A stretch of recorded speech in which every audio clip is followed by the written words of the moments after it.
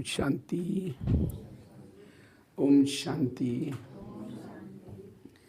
तो आज एक बहुत अच्छा विषय पर हम चर्चा करेंगे। आज बाबा की मुरली सुनी।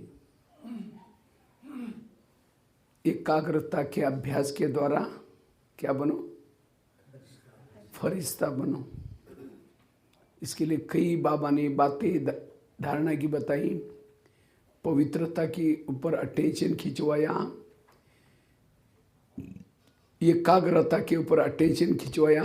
एकाग्रता के लिए बाबा ने कहा कि मन भटकता है, व्यर्थ बातों में भटकता है, व्यर्थ संकल्प में भटकता है, तो मन को एकाग्र करो। लेकिन इस सब का आधार क्या है? इन सब का आधार है आत्म अभिमानी स्थिति।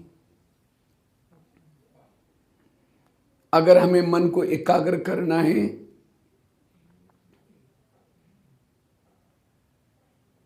मन को एकाग्र करना है,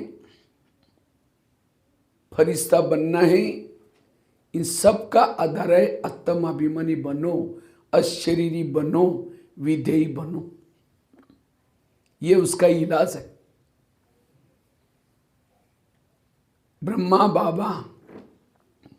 ब्रह्मा बाबा ने दो पुरुषार्थ किया। बाबा ने सबसे पहले आत्मा का पाठ पक्का किया।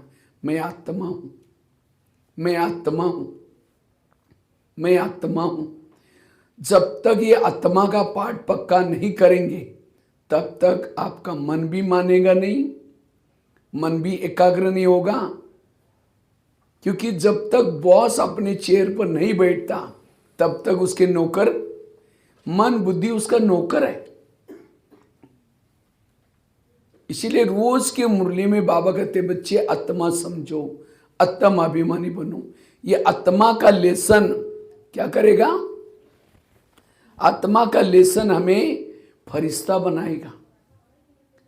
आत्मा के अभ्यास से हमारे अंदर गुण और शक्ति आएगी। चाहे सहन शक्ति आएगी, चाहे हमारा मन एकाग्र होगा, चाहे हमारे अंदर शांति आएगी, सुख आएगी। सारे शक्ति और गुणों का आधार है आत्मिक स्थिति। जब तक हम आत्मा के लेसन को पक्का नहीं करेंगे, तब तक सभी बातें संभव नहीं है। इसलिए बाबा कहते हैं, बच्चे ये आत्मा का पाठ पक्का करो। हमें 10 बातों में नहीं जाना है कि क्या क्या करना है। अब कईयों के प्रॉब्लम है। क्या प्रॉब्लम है? मेरा योग ही नहीं लगता। और क्या प्रॉब्लम है? मुझे सहन ही नहीं होता। और क्या प्रॉब्लम है? मेरे संस्कार ही नहीं बदलते। ये सब का कारण है आपका ध्येयभान। इन सब का कारण है ध्येयभान। जब तक आत्म अभिमानी नहीं बनेंगे, तब तक ये सब बातें, परमात्मा भूल जाता है। क्यों भूल जाता है? हम अपने को ही भूल जाते हैं।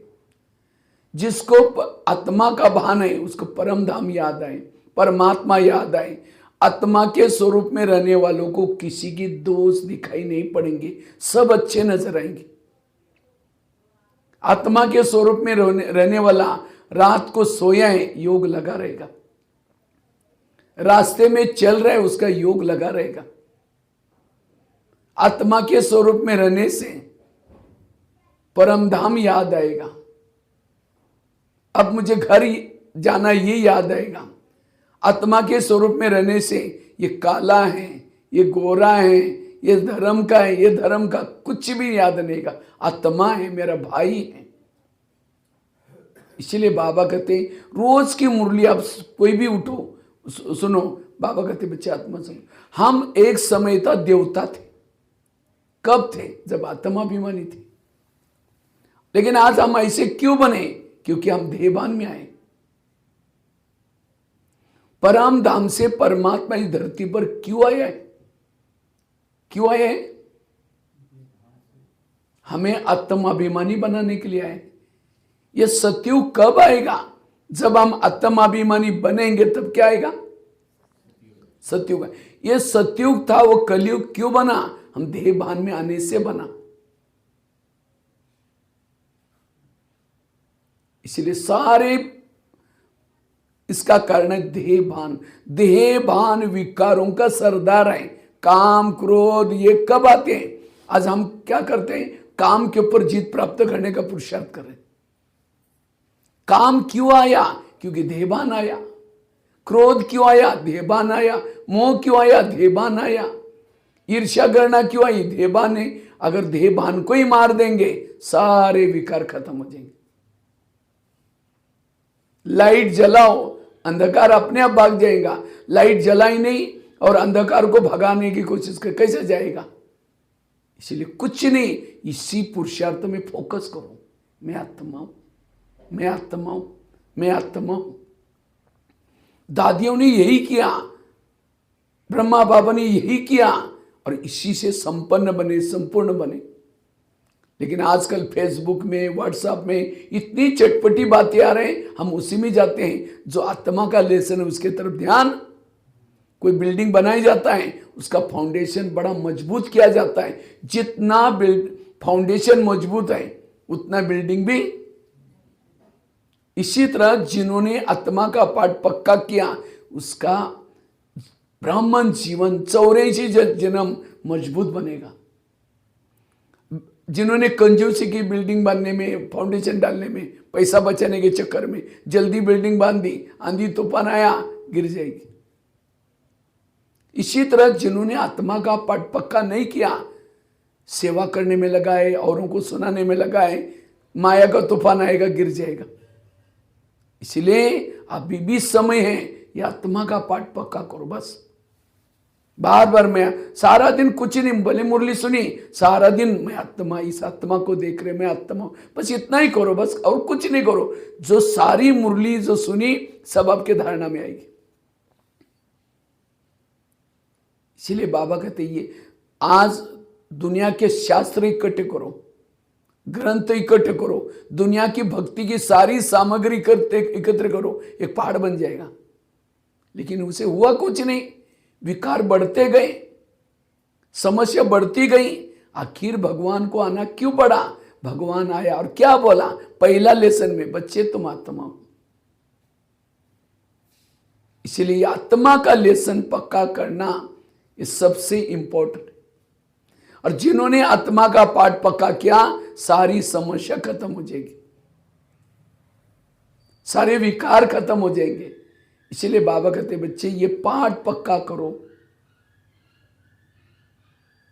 आत्मा के स्वरूप में रहने वाला, जैसे राम रावण का युद्ध चलता है, राम रावण का एक सिर काटता है, सिर तो कट जाता है, दोबारा जुड़ जाता है, फिर काटता है, फिर जुड़ जाता है, फिर काटता है, फिर जुड़ जाता है।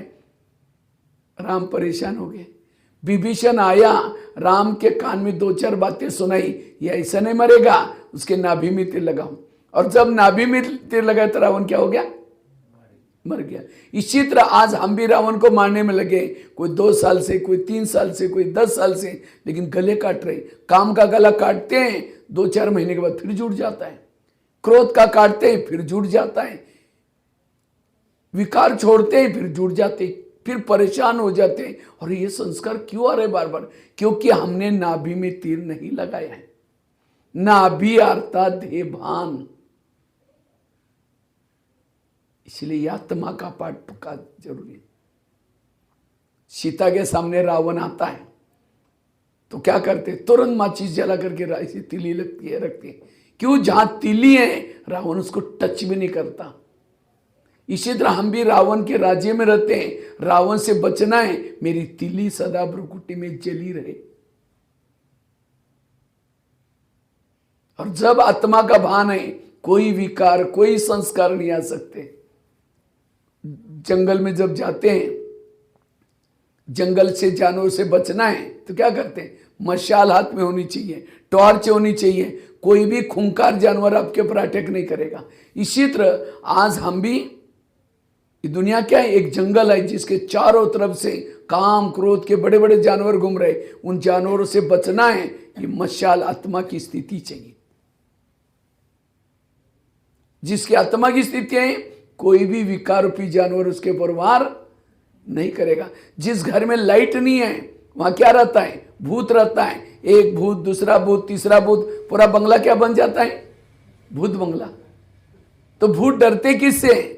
आजकल भूतों का नाम निशान खत्म हो गया। क्यों? लाइट हो गई। इसी तरह ये शरीर में क्या हो गया, दोपहर के बाद आत्मा की लाइट थोड़ी कम होगी, कम होते होते होते डीम हो गई, पूरी खत्म नहीं हुई, डीम हो गई। तब काम का भूत आया, क्रोध का भूत आया, लोभ का भूत आ गया, और हर एक का शरीर अब भूत बंगला बना हुआ है। अब इन भूतों को भगाना है तो क्या करो? लाइट जलाकर रख दो। लाइट जलाकर रखे तो भूत अपने आप भाग जाएगा। इसीलिए बाबा कहते ये पाठ पक्का करो, मैं आत्मा हूं, मैं आत्मा हूं। आत्म अभिमानी स्थिति से ही सारी समस्याओं का समाधान होगा। जैसे बीज बोया ही नहीं, पानी दिया ही नहीं, वृक्ष आएगा नहीं, वृक्ष नहीं होगा तो फल कहां से होंगे? इसी तरह जिन्होंने आत्म अभिमानी का बीज बोया ही नहीं, स्मृति का पानी दिया ही नहीं, उसके जीवन रूपी वृक्ष में सहन शक्ति, धैर्यता, सत्यता, ये गुण कहां से आएंगे? हम सहन करने का पुरुषार्थ करते, आत्माभिमानी का पुरुषार्थ नहीं करते, नहीं आएगी सहन शक्ति। देहभान वालों को थोड़ी सहन होगा। संस्कार परिवर्तन करने का पुरुषार्थ करते हैं, आत्माभिमानी नहीं बनते, नहीं बदलेंगे संस्कार। इसलिए दुनिया में कहते हैं भगवान को प्रसन्न करना है तो घर का त्याग करो। कौन सा घर? इस शरीर के भान को भूलना, यह है घर का त्याग करना। घर घर में लक्ष्मी आना है तो क्या करते हैं? दीपक जलाओ। कौन सा दीपक? आत्मा का दीपक जलाओ। वो दीपक जलाएंगे तो लक्ष्मी आएगी कैसी? लक्ष्मी का वाहन है उल्लू, उल्लू को लाइट में दिखता ही नहीं। फटाका बजेंगे, उल्लू घबरा करके और चला जाएगा। तो इसीलिए अगर मुझे सत्युग में मेरे घर में लक्ष्मी पूरा 84 जन्म तक मैं हर प्रकार से संपन्न बनूं, मुझे आत्मा का पाठ पक्का करना है, ये दीपक जागृत करना है। ये है पुरुषार्थ। कहते हैं ना मेरा आजकल पुरुषार्थ ढीला हो रहा है। पुरुषार्थ, पुरुष मतलब आत्मा, रथ मतलब शरीर। आजकल मैं देह भान में हूं, इसलिए मुझे किसी की कमियां दिखती है, कमजोरियां दिखती है। पुरुषार्थ तीव्र करना अर्थात आत्म अभिमानी बनना। जैसे एक चुंबक है, बहुत बड़ा चुंबक है, और चुंबक के सामने लोहे के टुकड़े डालो तो क्या हो जाएगा? क्या हो जाएगा?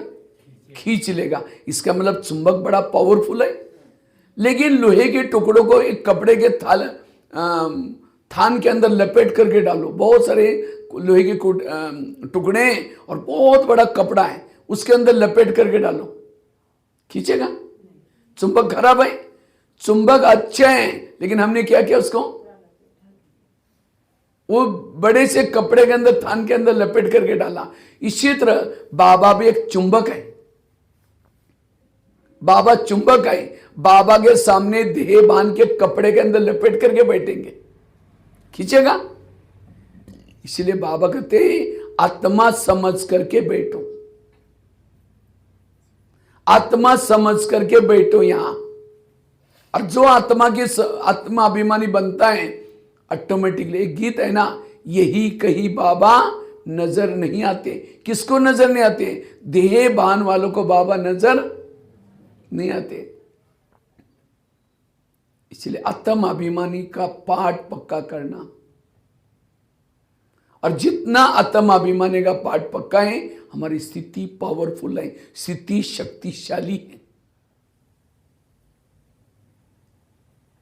मैं मधुबन में बाप दादा का मिलन चल रहा था। गुलजार दादी के तन में बाबा आया था, आधी मुरली हो चुकी थी। तो माताओं के साइड पर मैं नीचे ही बैठता हूँ लगभग मुरली सुनते समय। तो एक माता दूसरी से बात करे, बाबा जी कब आएंगे? तो दूसरी कहती है माता जी उठ के जाएंगे तब तो बाबा जी आएंगे। ये बोलती जा रही, बोलती जा रही, और इसका गला भी बैठा है, क्योंकि बाप दादा के पहले, बाबा की मुरली के पहले दिन गुलजार दादी का क्लास होता था। तो उस समय दादी का आवाज होता था, लेकिन बाबा आने के बाद आवाज बदल जाता था। तो कहते हैं वो माता जी का गला भी बैठा है। देखो बाबा आया था, लेकिन उनको अनुभव नहीं हो रहा था। क्यों? देह भान में बैठने से। देह भान में जो होता है मधुवन में भी अनुभव नहीं होगा। इसलिए कहीं भी आप हो, और आजकल का जो बाबा का मिलन है, कौन सा मिलन है? अव्यक्त मिलन। अव्यक्त मिलन की अनुभूति वही कर सकता है जो अव्यक्त आत्मिक स्वरूप में टिकता है।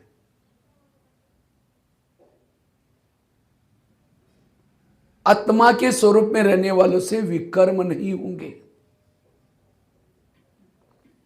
जैसे घर में कोई बड़ा है तो छोटे क्या होते हैं? चुपचाप बैठते हैं। घर में कोई बड़ा नहीं, छोटे आपस में लड़ना शुरू करते हैं। इसी तरह शरीर में जब आत्मा का भान है, हर इंद्रिया अपनी ड्यूटी एक्यूरेट करती।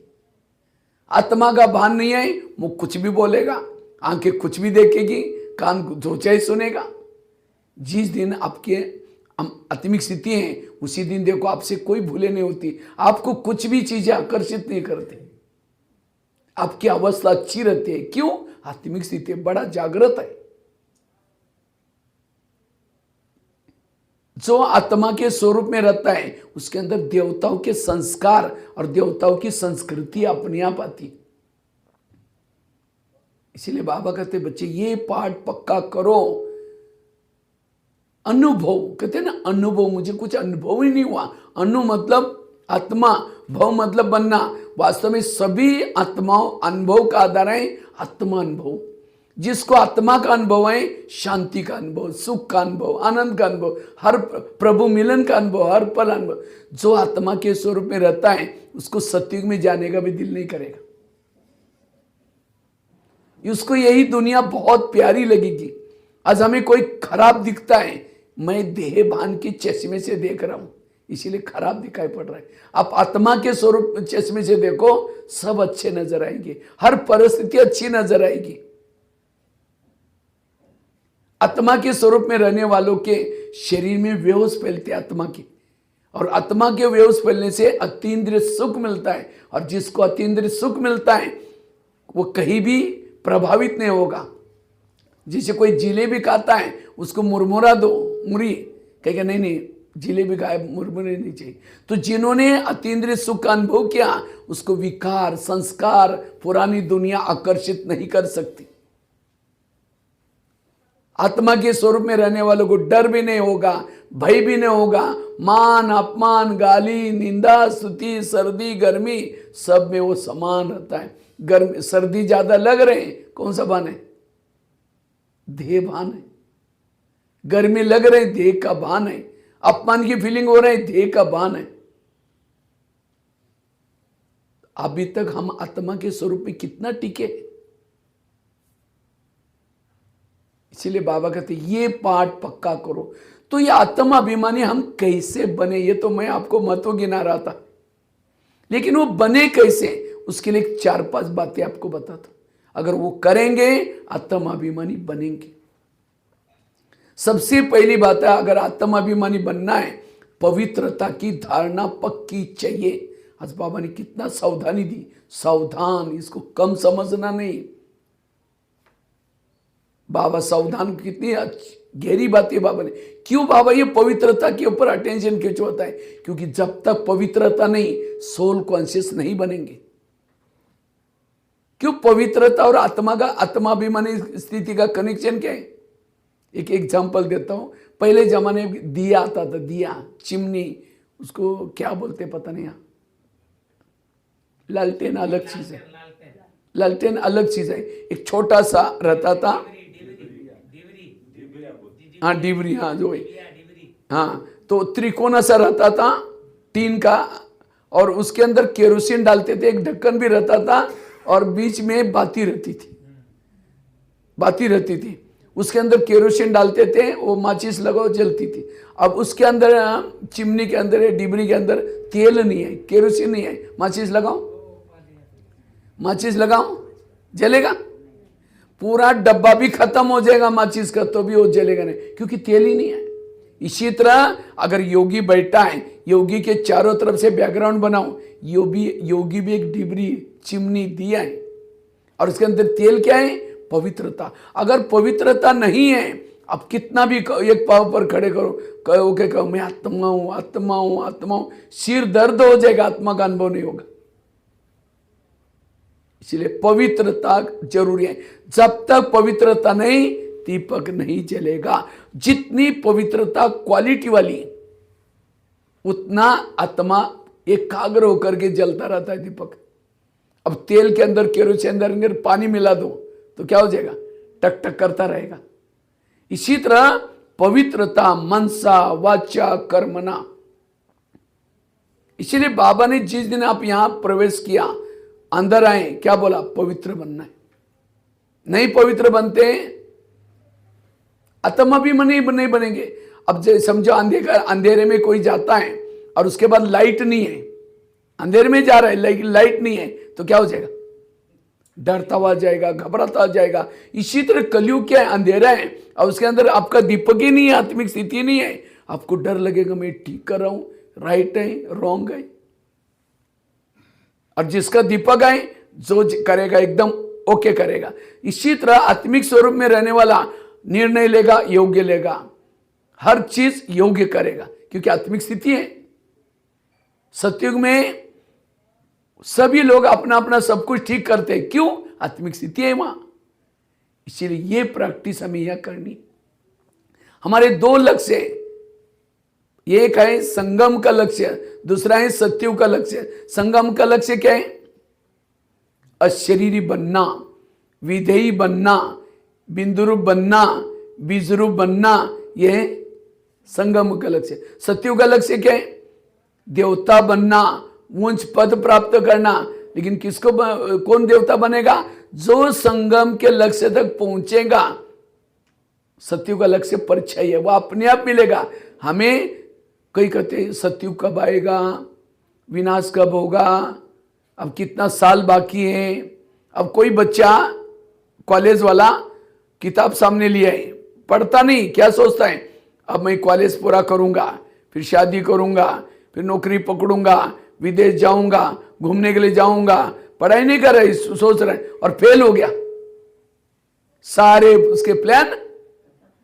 अब मैं योग नहीं लगा रहा हूं, अशरीरी नहीं बन रहा हूं। सतयुग कब आएगा भी, सतयुग में क्या क्या होगा, सारे कैंसिल। इसीलिए आत्माभिमानी बनो, सतयुग का इंतजार नहीं करो कब आएगा क्या आएगा। मुझे हर पल आत्माभिमानी बनना है। जो आत्माभिमानी बनता है उसको सदा खुशी में रहता है, सदा आनंद में रहता है, वो हेल्दी वेल्दी हैप्पी रहता है। इसीलिए बाबा रोज मुरली में कहते बच्चे आत्मा समझो, आत्माभिमान। लेकिन ये बनने के लिए पवित्रता की धारणा चाहिए। अच्छा, डिबरी में तेल है, दिए में तेल है, लेकिन बीच में बाती नहीं है, बाती नहीं है बीच में, तो क्या हो जाएगा? जलेगा। क्यों? बाती का काम क्या है? बाती का काम क्या है? नीचे जो और सूत वाली बाती होती है खास, तो उसके अंदर बाती कैसे होते हैं? क्योंकि सूत अगर नीचे गीला होता है तो ऊपर तक अपने आप गीला हो जाता है। नीचे जो तेल है वो गीला होने से तेल कहां पहुंचता है? ऊपर फ्लेम तक पहुंचता है। इसी तरह आपके पास पवित्रता है, लेकिन स्मृति की बाती नहीं, आपकी बुद्धि ऊपर जाती नहीं। बुद्धि है बाती, जितना बुद्धि परमधाम में बाबा के पास जाएगी उतना हमारी शरीर की जो पवित्रता है वो ऊपर पहुंचेगी। कहां तक? आत्मा तक। और उससे फ्लेम जलेगी, उससे सोल कॉन्शियस बनेंगे। फ्लेम का भोजन क्या है? केरोसिन। जो दिए का जो तेल है उसका फ्लेम का भोजन क्या होता है? केरोसिन। इसी तरह आत्मा का भोजन है पवित्रता। पवित्रता वहां पहुंचाएंगे नहीं तो बॉडी कॉन्शियस दीपक बुझ जाएगा। इसलिए आत्माभिमानी बनना, पवित्रता की धारणा जरूरी। मनसा वाचा कर्मणा। समझो एक नदी है, लेकिन नदी के बाजू में खेती रुकी सुकी है, तो किसी ने उसके ऊपर डैम डाल दिया। डैम तो डाला लेकिन डैम को छेद है, तो क्या हो जाएगा? पानी आएगा निकल जाएगा, तो भी खेती कैसे रहेगी? रुकी सुकी। इसी तरह बाबा ने भी हमारे जीवन को हरा भरा करने के लिए पवित्रता का डैम डाला, लेकिन डैम को छेद है। विरस सोचते हैं, निगेटिव सोचते हैं, टेंशन में रहते हैं, तो भी आपका जीवन कैसा रहेगा? रुका सुखा ही रहेगा। कई हाई भी के चेहरा मरा पड़ा है, कोई चेहरे में खुशी नहीं। क्यों? निगेटिव सोचता है, ब्रह्मचारी का पालन किया है, सब कुछ किया है, तो भी निगेटिव आपकी ऊर्जा जा रही। इसलिए मनसा व्यर्थ सोचना, बाबा ने कहा ना माताओं में मोह है, वो भी अपवित्र है। निगेटिव सोच रहे हैं तो भी अपवित्र है। पवित्र ब्रह्मचारी मतलब केवल सूल में पवित्र है, लेकिन टेंशन निगेटिव तो भी अपवित्रता है। इतनी पवित्रता की गहरी परिभाषा है, और जितनी पवित्रता है उतना आपका दीपक एकाग्र होकर के जलेगा। और जब आपका ये दीपक जलेगा तब आपको पवित्र रहना, एक एक इंद्रिय आपके वश में रहेगी। इसीलिए बाबा कहते बच्चे, ये पवित्रता की धारणा, यह है पहली बात। दूसरी बात है, अगर मुझे आत्मा के स्वरूप का अभ्यास करना है, आत्मा के ओरिजिनल 7 गुण है। कौन से? शांत स्वरूप, आनंद स्वरूप, शक्ति स्वरूप, प्रेम स्वरूप। ये 7 गुणों को जितना अपनाएंगे आत्मिक स्थिति बनेगी। ये मैं क्लास नहीं करा रहा हूं, लेकिन मैं अपने जीवन के अनुभव आपको सुना रहा हूं। मैं इस ज्ञान में आने के बाद मैंने क्या क्या किया वो मैं आपको सुना रहा हूं। मैंने अपने जीवन की कहानी थोड़ी शॉर्ट में सुनाता हूं बीच में। इससे तो लौकिक में मैं महाराष्ट्र में एक छोटे से गांव में जन्म लिया। मैं तो 11 साल स्कूल भी नहीं गया था। माँ बाप पढ़े लिखे थे नहीं, बकरी चराते थे। तो 11 साल के बाद हमारे खेती से एक रोज बच्चा जाता था। मैं सोचता था बच्चा रोज कहाँ जाता है, मैं इस बच्चे के पीछे पीछे क्या। तो मंदिर में स्कूल लगती थी। मैंने कहा सर मुझे भी पढ़ना है। टीचर ने मना कि अब तो बड़े हो गए, थोड़ी पढ़ सकते हैं। मैंने कहा सर मेरे को कोई सर्टिफिकेट नहीं चाहिए, मुझे कोई मेरी हाजिरी नहीं लगाना, मुझे क सीखना है। मेरी लगन दे करके टीचर कहता ठीक है कल से आओ। तो जाना शुरू किया। जाते ही टीचर ने पहले दिन 5वीं कक्षा वालों के साथ बिठाया, कहा कि पहले को सुनाएंगे तो भी सुन लेना, दूसरे को सुना। रोज जब जाना शुरू किया, घर वालों ने पूछा रोज तुम कहाँ जाते हो? मैंने कहा स्कूल में। कहा कि स्कूल क्या होता है? हमने कहा उसमें पढ़ते हैं, नौकरी लगते हैं। कहा आपने पैसे नहीं जाना, मना किया। मैंने कहा मैं बिना पैसे का पढ़ूंगा। कहा कि ऐसे जाना तो भले जाओ। 1 साल के बाद 6वीं में, फिर 7वीं में, 7वीं कक्षा में बोर्ड की परीक्षा थी। तो टीचर ने कहा तुम डायरी पेन नहीं लाते, कल से नहीं आओ। अब सोचा क्या करेंगे, घर में तो मना किया है। तो मैं क्या करता था, पुरानी रद्दी की डायरी लाता था। पहले स्याही से लिखते थे, पानी से धुलाई करता था, धूप में सुखा करके फिर लिखता था। एक दिन आया, उसी रद्दी में ब्रह्मा कुमारी का किताब मिला, और किताब में 3 लोग का चित्र मुझे अच्छा लगा, क्योंकि 8 दिन पहले टीचर ने एक लेसन पढ़ा था, मनुष्य चांद तक गया। लेकिन इस किताब में चांद से भी पार 3 लोग का चित्र है ना। चांद से पार ब्रह्मा बैठा है, विष्णु बैठा है, शंकर जी। तो मैं सोचे यहाँ कौन गया, कौन सा वैज्ञानिक गया? और उसके पार भी बिंदु बिंदु वहां लिखा था परमात्मा यहाँ रहता है, ये आत्माओं का घर है। तो मैंने सोचा हाँ वही कोई वैज्ञानिक तो गया होगा। तो मैंने सर को दिखाया। मैंने कहा सर आपने उसी दिन बहुत पुराना जागरूक पे पढ़ाया, आजकल तो मनुष्य चांद से भी पार गए। बोला नहीं कोई नहीं गया। मैंने कहा ये किताब। टीचर ने बाजू की लिखत पढ़ी 2-3 बार। तो कहला छोड़ो, इसका कोई क्वेश्चन नहीं आएगा परीक्षा में, जाओ। मैंने फिर प्रिंसिपल के पास गया। मैंने कहा सर चंद्रमा से भी पार कौन सा वैज्ञानिक गया? तो कहता नहीं कोई नहीं गया। तो मैंने कहा मेरे पास किताब है। उन्होंने भी देखा, बाजू में लिखा, छोड़ो इसका कोई क्वेश्चन नहीं आएगा बोल दिया। फिर मैं गांव के सभी लोगों को पूछता था, किसी ने नहीं बताया। फिर मैं सोचा कौन बताएगा। तो मैंने क्या किया, उसके ऊपर एड्रेस था ब्रह्मा कुमारी का, नागपुर का पता लिखा था, मराठी में छापा था, पत्र लिखा, आदरणीय ब्रह्मा कुमारी आप लोग तो चंद्रमा जी भी पार गए, आप लोगों ने अपना नाम जागरूक में क्यों नहीं डाला करके पत्र लिखा। तो वहां से मुझे एक पत्र आया, आप 10 रुपये भेजो। मेरे पास 10 रुपये तो था ही नहीं। कुएं चला करके पानी बेचा, 2 पैसा 3 पैसा, 6 महीने में 10 रुपये इकट्ठा किया, मनी ऑर्डर से भेजा। और उसी से मुझे हर महीने में किताब आता था, आत्मा क्या है, फिर अगले महीने में परमात्मा क्या है। वो पढ़ करके मैंने इसकी प्रैक्टिस की, ज्ञान योग की। तो तब तक मेरी 10वीं पूरी होगी। 10वीं में बोर्ड में फर्स्ट नंबर लिया। ITI का कोर्स करने के लिए बड़े शहर में गए थे। वहाँ एक ब्रह्मा कुमारी की पाठशाला मिली। पहले दिन मैं पाठशाला में गया था। जब मैं पहले दिन पाठशाला में गया था, मुरली चल रही थी, बच्चे तुम आत्मा हो, आत्माभिमानी बनो। तो मुझे पूरी मुरली आत्मा के बारे में मुझे लगा यहाँ का मुख्य लेसन आत्मा का। मैं बाहर गया, अपने हाथ पर लिख करके रखा है, देखो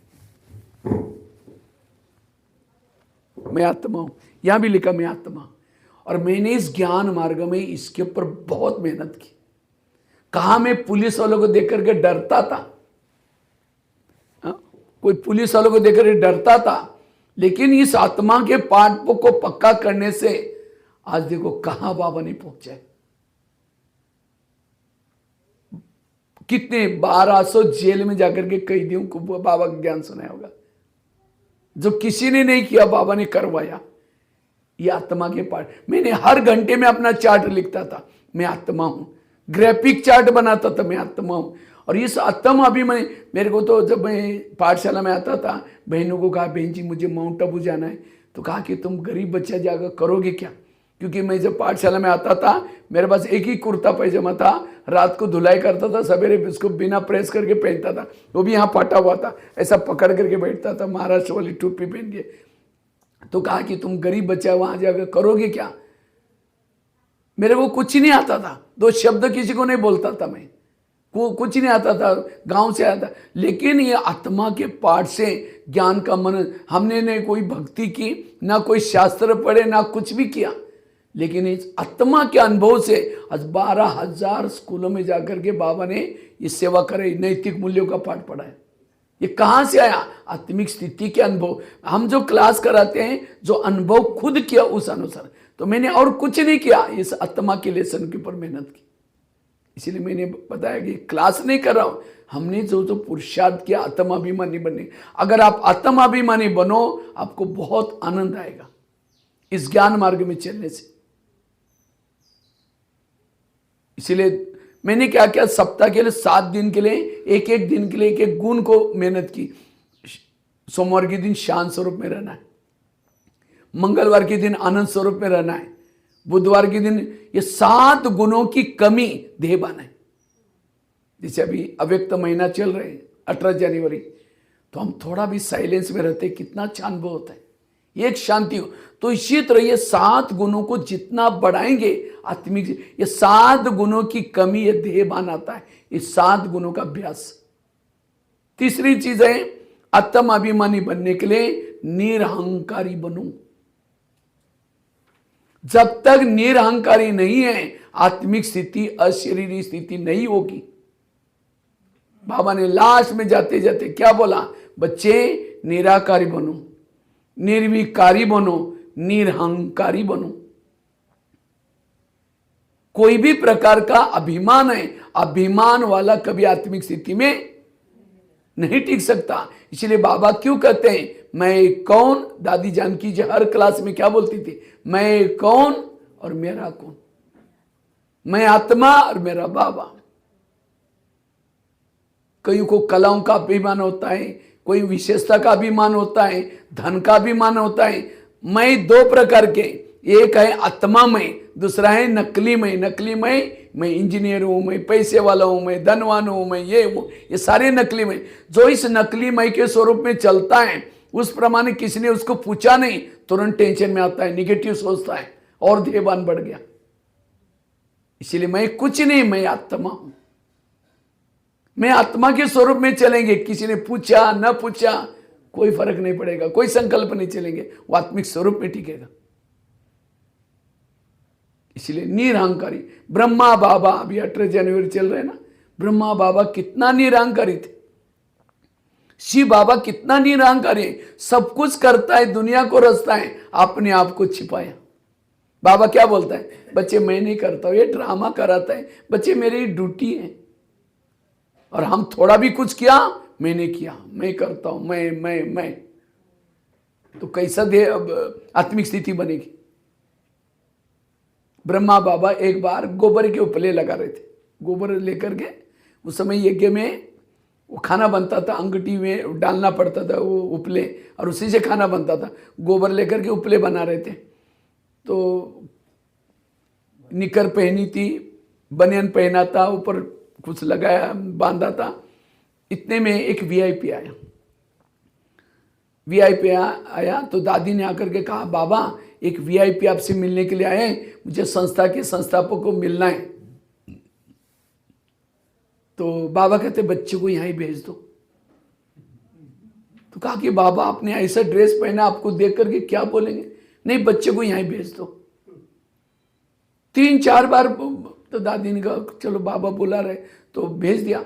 जैसे वो वीआईपी बाबा को देखता है, क्या देखा, विष्णु चतुर्भुज खड़ा है, एक हाथ में चक्र घूम रहा है, एक हाथ में गदा है, एक हाथ में पदम है, एक हाथ में शंख है। कुछ समय के बाद क्या देखता है, एक बुजुर्ग व्यक्ति गोबर का उपला घुमा रहा है। कुछ समय के बाद देखता है विष्णु चतुर्भुज। कुछ समय के बाद वो बुजुर्ग व्यक्ति तब समझ गए कि बाबा कोई साधारण नहीं, ये विष्णु चतुर्भुज का स्वरूप। चरणों में पड़ा, पूरा परिवार के सहित बाबा के यज्ञ में समर्पित हो गया। ताली तो बजाओ। ये है निरहंकारिता, ये है निरहंकारिता। आज कोई माता जी को कहा, बहन जी ने, माता जी थोड़ा यहाँ थोड़ा पोछा लगाओ। बहन जी हम इतने बड़े घर के, हम यहाँ का गिलास यहाँ भी नहीं रखते, और ये मैं सेवा कैसे करूं? ये क्या है? देवान है। निर्मल शांता दादी बाबा की बेटी। बाबा ने कहा, बच्ची तुम सभी यज्ञ निवासी का जूता ठीक करो, जूता सिलेगा। कहते बाबा में जूता? बाबा कहता है एक मोची की जितनी अक्ल नहीं, तुम विश्व के राजा ही लोगी क्या? गुलजार दादी को साइकिलिंग रिपेयरिंग, बाबा ने ऐसे ऐसे सेवा, कितनी बड़ी दादियां, कितनी बड़ी घर की, लेकिन देहभान को मिटाने के लिए सेवा दी। तो इसलिए ये सेवा में क्यों मिलते हैं? देहभान को मिटाने के लिए। इसलिए निरहंकारी चाहिए, कोई भी प्रकार का अभिमान न हो। हम सभी कठपुतली हैं, ऊपर बैठा है और वहां से नचा रहा है, करा रहा है। अब कठपुतली को नचाते समय कोई तालियां बजाए, वाह कितनी अच्छी ताली बजा रहे हैं, मेरा खेल देख कर गए, तो खींचने वाला कहेगा अच्छा तुम ही कर लेना डांस। वो खींचेगा नहीं तो कठपुतली डांस करेगी। इसी तरह हम कठपुतली हैं, ऊपर वो बैठा है, वहां से सेवा कराता है, कार्य कराता है, लेकिन जब सेवा भी महिमा हो गई, हम कहते मैंने बहुत अच्छा किया, मैंने, वो कहेगा अगले बार तुम ही कर लेना, वही लटक जाएंगे। इसलिए निरहंकारी बनना। अभिमान बहुत खतरनाक विकार है, कब आता पता नहीं चलेगा। अभिमान, बाबा कहते मेरे अच्छे अच्छे बच्चे थे, ज्ञान योग करते थे, लेकिन आज वो है ही नहीं, चले गए। क्यों चले गए? उनको चलते चलते अभिमान आया, कर्तापन का। इसलिए इस ज्ञान मार्ग में सावधान, अभिमान से बचना। जैसे हम लोग पहले जमाने में जब बचपन में छोटे थे, खेती में कभी कभी संडे के दिन बैलगाड़ी लेके जाते थे खेती में। जब बैलगाड़ी लेके जाते थे, हमने एक पाला हुआ कुत्ता था, वो भी उसके नीचे चलता था। लेकिन जब वो चलता था, सामने कोई किसी का घर या किसी का घर के पास सामने से कुत्ता आता था, तो ये कुत्ता जाकर के उससे झगड़ाता था, लड़ता था। क्यों? उसको लगता है इतनी बड़ी बैलगाड़ी में खींच के लेके जा रहे हो, तो मेरे सामने क्यों आ रहे हैं? क्या कुत्ता बैलगाड़ी खींच रहा है? वो नीचे से मस्त होकर जा रहा है, बैलों के ऊपर उसका बोझ है, लेकिन उसको अभिमान है मैं इतनी बैलगाड़ी लेके जा रहा हूं। इसी तरह कहीं को क्या लगता है, मैं घर चला रहा हूं, मैं दुकान चला रहा हूं, मैं ये चला रहा हूं। अगर मैं समझो किसी को खाने में थोड़ा नमक कम है, थाली को फेंक देगा, मैं ना होता तो भूखे रहते, मैं ना, फिर भी मेरी कदर नहीं करते। क्या वो घर चला रहे? वो चला जाएगा तो भी घर चलेगा, वो चलाएगा या दुनिया चलेगी, सब कुछ चलेगा।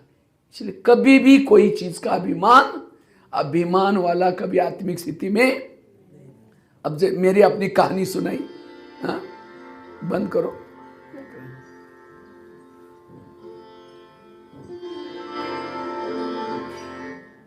क्या उसको डिस्कनेक्ट करके रख दो भाई। सभी अपने मोबाइल को थोड़ा क्लास में आते हैं ना, साइलेंस में रखना है। ब्लूटूथ बंद करो।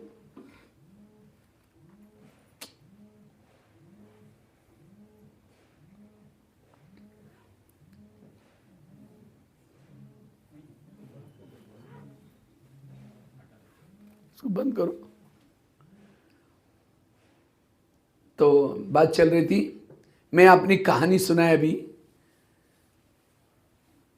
तो ये मेरे पास जो विशेषता दी, कला दी, अब मुझे अभिमान है मैं मधुबन निवासी हूँ, मैं इतने अच्छे क्लास करके रिकॉर्ड बनाया है, मैं किचन की सेवा करता हूँ, मैं लिखता रहा।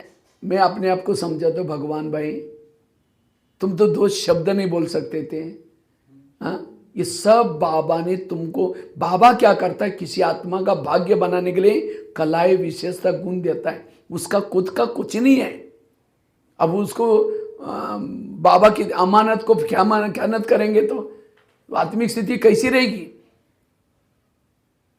बाबा ने तो मेरे पर इतना उपकार किया, अपना नाम ही मुझे दे दिया, भगवान ने अपना भाई बनाया, वंडरफुल। मेरा तो कुछ भी नहीं है, मैं तो कुछ नहीं जानता था। मैं अपने जीवन में एक कहानी याद रखी।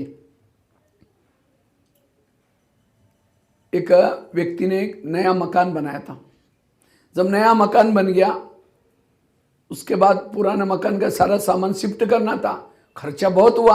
अब सोचे अब क्या करूं, इतना खर्चा हुआ है, चलो सोचता है कोई बात नहीं। उन्होंने गधा भी पाला था, गधे के ऊपर रख कर गए, उन्हें तो ट्रक करेंगे तो खर्चा ज़्यादा आएगा, लेके जाता हूँ। तो उस गधे के ऊपर रख करके थोड़ा थोड़ा सामान को सारा शिफ्ट कर दिया, लेकिन बड़ी सी मूर्ति बच गई थी। अब सोचे कि कैसे लेके जाऊँ। लास्ट में सोचे चलो सारा गया है सामान, इसको भी इसके ऊपर लेके जाते हैं, लेकिन कोई लोग देखेंगे तो उसको आइडिया है, उसके ऊपर क्या करता है, वो बेडशीट डाल दिया, कपड़ा डाल दिया, ताकि लोगों को पता नहीं चले क्या लेके जा रहे हैं। तो कपड़ा डाल करके जाने लगा। जैसा वो गधा चलता है तो गधा चलते चलते उसके ऊपर का बेडशीट हट गया और मूर्ति के ऊपर का, और चेहरा दिखना शुरू किया। जैसा मूर्ति का चेहरा देखते लोग देखते उसको नमस्ते करना शुरू किया। तो गधे को अकड़ आ गई, मेरे को मेरी मेहनत देख करके लोग नमस्ते कर रहे। वो गधे को नमस्ते नहीं कर रहे थे, किसको कर रहे थे, मूर्ति को नमस्ते कर रहे थे। इसी तरह कई बार हम कोई सेंटर पर जाते हैं, 8 दिन सेवा करते, क्लास करते, तो कई बार बहनें हमारा सम्मान करते, पगड़ी पहनाते, कई बार मालाएं पहनाएंगी, कई यज्ञ के लिए पैसा लिफाफे देंगे। ये लिफाफा कोई मेरी क्लासेस सुन करके नहीं दे रहा है, ये सम्मान कोई मेरा नहीं हो रहा है। मैं मधुवन निवासी हूँ, मधुवन का समर्पित का ब्याज है, ये बाबा का सम्मान है, बाबा का ये है, मेरा कुछ नहीं। तो मैं मुझे अगर आकर के वाह मेरा कितना सम्मान है, मेरा कुछ नहीं। किस चीज़ का अभिमान। आज दरी किसी और ने ला कर दिया, खुर्ची किसी और ने है, ये संदल किसी और ने बनाए, मुरली कहीं किसी ने बोला है, छापा किसने है, टाइपिंग किसने किया है, ये माइक किसका है, खाना किसका था। और मैं क्लास करके मैंने बहुत अच्छा क्लास किया, और तुम काहे के करते हो, ये सब उसकी कर्म। किस चीज़ का अभिमान। इसलिए निरहंकारी बनो, विद्या विनय न शोभते। इसलिए जितना निरंकारी रहेंगे उतना कई संकल्प। और दुनिया में तनाव टेंशन क्यों है, अभिमान है। इसीलिए बाबा कहते हैं निरंकारी बनो, उतनी आत्मिक स्थिति बनेगी। निरंकारी वाला हर जगह पर हर परिस्थिति में एडजस्ट करेगा, उसके कोई संकल्प विकल्प नहीं चलते। और जिसके संकल्प विकल्प नहीं चलते वो आत्मिक स्थिति। तीसरी चीज है आत्मिक स्थिति के लिए धारणा। पहली बताई पवित्रता की धारणा, दूसरी बताई 7 स्वरूपों का अभ्यास, तीसरी बताई निरंकारी बनना, चौथी बात है अगर मुझे आत्मिक स्थिति बनना नहीं है, हमारे संकल्प कम से कम चले, संकल्प पॉजिटिव चले। जिसके संकल्प कम चलते, समर्थ चलते, पॉजिटिव चलते, वो सोल कॉन्शियस बनता है, आत्मिक स्थिति का अनुभव करता है। जिसके संकल्प ध्येयवान और कुछ नहीं, जो ज्यादा सोचता है, निगेटिव सोचता है, उतना ध्येयवान आता है।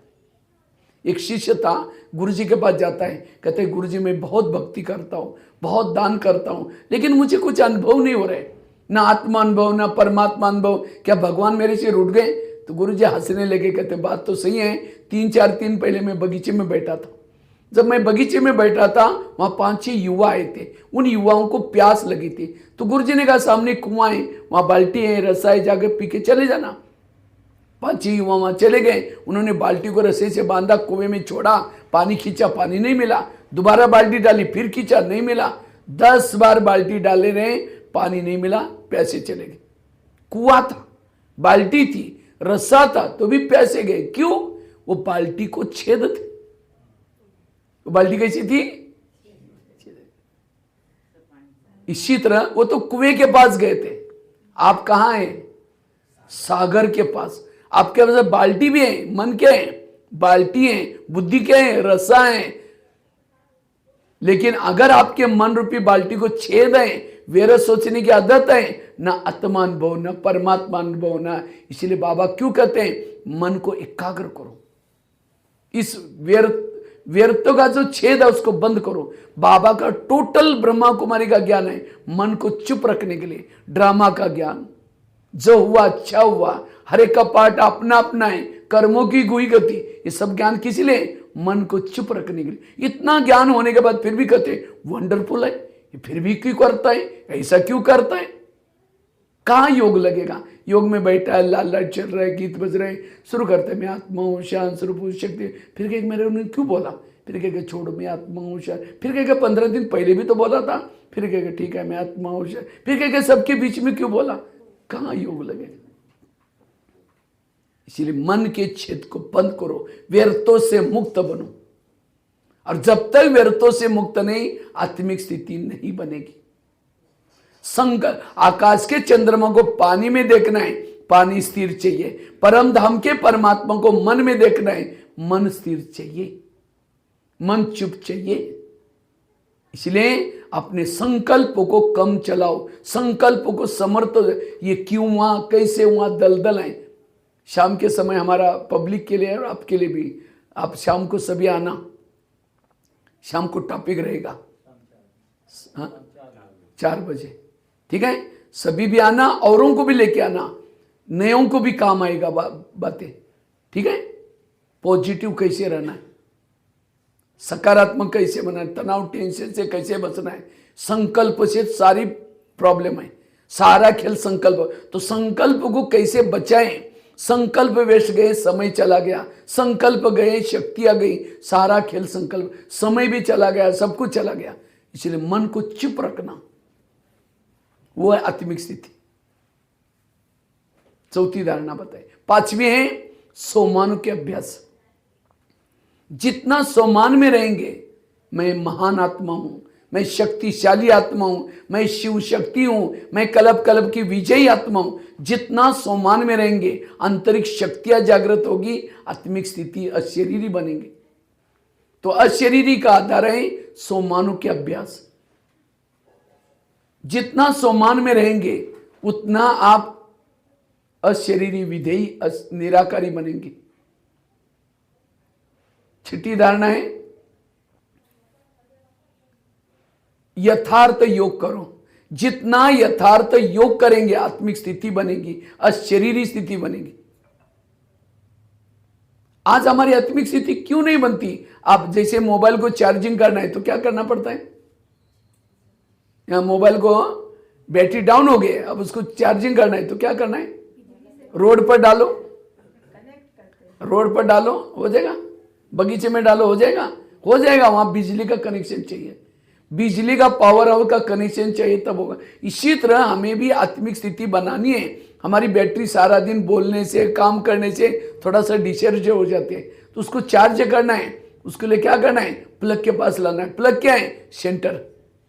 हर शहरों में बाबा ने प्लग बना कर रखा है। ये यहाँ क्या है? देवघर में ये प्लग बनाया। तो हमें अपने मोबाइल को कहाँ लाना है? प्लग के पास लाना है। अब कहीं रोड पर डालो, कैसा चार्ज होगा? इसलिए यहां बाबा की स्पेशल पावर है, तो यहां आना है। अब मोबाइल को प्लग के पास लाकर रखा, लेकिन उसकी तारें डाली नहीं, नीचे रखा, तारें नीचे भटक रहे, केवल ला करके प्लग के पास रखा, होगा चार्ज? इसी तरह हमने भी शरीर को ला करके यहां पटकाया क्लास में, लेकिन मन बुद्धि की तार नीचे भटक रहे, तो कैसे चार्ज होंगे?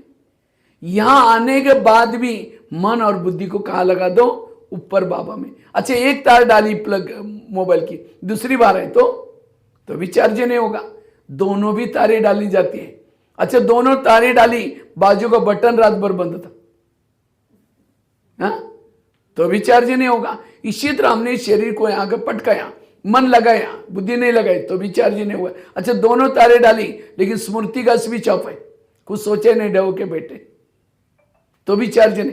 यहां स्मृति करो, किसके सामने आए, हमको कौन पढ़ा रहा है, हम क्या से क्या बन रहे हैं। जितनी स्मृति गहरी उतना योग गहरा। इसीलिए अच्छा, स्विच भी चालू किया, तारे में डाली, कभी तार प्लग में डाल रहे, फिर निकाल रहे, डाल रहे, निकाल रहे, चार्ज होगा। इसी तरह हम भी यहाँ करके बैठे मन बुद्धि कभी बाबा में लगा रहे, कभी निकाल रहे, कभी लगा रहे, कभी निकाल रहे। कैसे लगाते हैं निकालते हैं? समझो कोई माता योग लगाने के लिए आ रहे हैं, आते आते रास्ते में देखा बहुत अच्छा सब्जी वाला जा रहे हैं, सोचे कि वाह कितनी अच्छी सब्जी है, आज शाम को इसकी सब्जी बनाते हैं, खाना बनाएंगे दोपहर को। पहले सोचे कि जाकर मुरली सुनेंगे, योग करेंगे, जाते सब लेके जाएंगे, ये तो दुकान वाला यहीं है, कहाँ जाएगा। यहाँ करके बैठे, लाल लाइट चल रहा है, गीत बज रहे हैं, शुरू करके मैं आत्मा हूँ, शांत स्वरूप हूँ, शक्ति स्वरूप हूँ। फिर सोचे अरे झोला तो लाए नहीं, थैला तो लाए नहीं, सब्जी कैसे लेके जाए। फिर कहेंगे ठीक है, उसके पास वो प्लास्टिक का झोला तो हो गई, उसमें लेके जाएंगे। फिर कहेंगे मैं आत्मा हूँ, शांत स्वरूप हूँ। फिर सोचे कि गैस के ऊपर से दूध रखा था गर्म करने के लिए, शायद गैस को कम किया या बंद किया, कम, चलो कोई बुझाई देगा, मैं आत्मा हूँ, शांत स्वरूप हूँ, शक्ति। फिर सोचा यार घर में तो मेहमान आने वाला था, मैंने सोचा था उसके लिए छोले बनाए चने, लेकिन रात को बातों बातों में तो भिगोई तो ही नहीं, चलो छोड़ो कुछ और बना देंगे, क्या बनाए, चलो बाद में देखते, मैं आत्मा हूँ। लाल लाइट की सफेद लाइट हो गई। सामने वाला बैठने वाला सोचे वहां इन्होंने आधा घंटा योग किया, प्रैक्टिकल है ना। सामने वाला बैठने वाला सोचे वहां इन्होंने आधा घंटा योग किया, लेकिन इनका योग कहाँ लगा था? वो छोले वाला या सब्जी वाला बाबा वाला योग नहीं था। अगर ऐसा ये तो माताओं की बातें, भाइयों की कुछ अलग चलती है।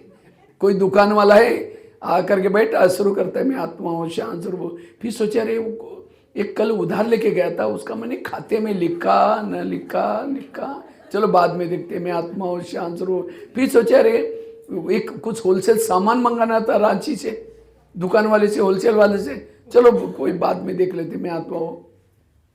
इसलिए योग में बैठते समय अटेंशन से बैठना। ध्यान में भी बैठने के बाद ध्यान, आत्मिक स्थिति क्यों नहीं है? कारण योग ठीक नहीं है। सिवाय योग से आत्मिक स्थिति नहीं बनेगी। इसीलिए यथार्थ योग करो। ये मोबाइल का एग्जाम्पल है, यथार्थ बात। कई कहते हैं जब योग में बैठते तो मेरी आत्मा ऊपर जाती नहीं। कई तो आत्मा ऊपर जाने की प्रैक्टिस, आत्मा ऊपर नहीं जाती। अब मोबाइल को चार्जिंग में लगाया, तारे डाली, स्विच चालू किया, क्या बैटरी निकल करके प्लग में घुसने के लिए गई? बैटरी कहाँ है? मोबाइल में। इसी तरह हम योग में बैठते, कोई हमारे आत्मा परम, नहीं तो आजकल हम peace of mind, TV, Facebook, WhatsApp, कई ऐसे वीडियो देखते हैं। योगी बैठा, जैसा बैठा एक बिंदी निकली, करके गई और परमात्मा में टच हो गई। हमारा तो घुस जाता ही नहीं, हम तो हाल में बैठे, लगता मेरा योग लगता ही नहीं। इसलिए योग को यथार्थ करने से हमारी बुद्धि जाती है, मन जाता है। आत्मा जब शरीर से निकल जाएगी, लुढ़क जाएगा शरीर तुरंत, मन बुद्धि जाती है। इसलिए योग जो यथार्थ करता है उसकी आत्मिक स्थिति, अगर मेरी आत्मिक स्थिति नहीं है, मेरा योग ठीक नहीं है। इसलिए योग का भी देख, पहली बात धारणा कौन सी बताई? पवित्रता की। दूसरी बताई 7 स्वरूपों का अभ्यास। तीसरी कौन सी बताई? निरहंकारी बनना। चौथी बताई व्यर्थ संकल्प से मुक्त, समर्थ संकल्प। पांचवी बताई सोमानों के अभ्यास। छठी बताई विधि पूर्वक योग करना। सातवीं बताएं 4 सब्जेक्ट को पक्का करना। जिसके 4 सब्जेक्ट पक्के हैं वो सोल कॉन्शियस अशरीरी विधेयी बन सकता है। कई कहते हम रोज मुरली सुनते, कभी भी मुरली मिस ही नहीं करते। अगर आप मुरली सुनते हैं, आपका भान क्या चाहिए? आत्मा का भान चाहिए। अगर मुरली सुनने के बाद आत्मा का भान नहीं है, मुरली सुनने तक है, जो पॉइंट सुनने के बाद मुरली के वो पॉइंट का स्वरूप बन जाता है, आचरण में लाता है, वो पॉइंट स्वरूप आत्मिक स्थिति में बन जाता है। केवल सुनने से सोल कॉन्शियस नहीं बनेंगे, वो उसका धारणा में लाना, वो पॉइंट का स्वरूप बनना। जितने मुरलियों के पॉइंट के आप स्वरूप बने, उतना स्वरूप आत्मिक स्थिति बन जाएगी। केवल सुनना नहीं, उसका स्वरूप बनना, धारणा में लाना। इसलिए अगर ज्ञान सुनने के बाद फिर भी मेरी आत्मिक स्थिति नहीं है, मैं केवल सुनता हूं, मेरे धारणा में नहीं है। कई कहते हम रोज योग करते, कभी भी योग मिस नहीं करते।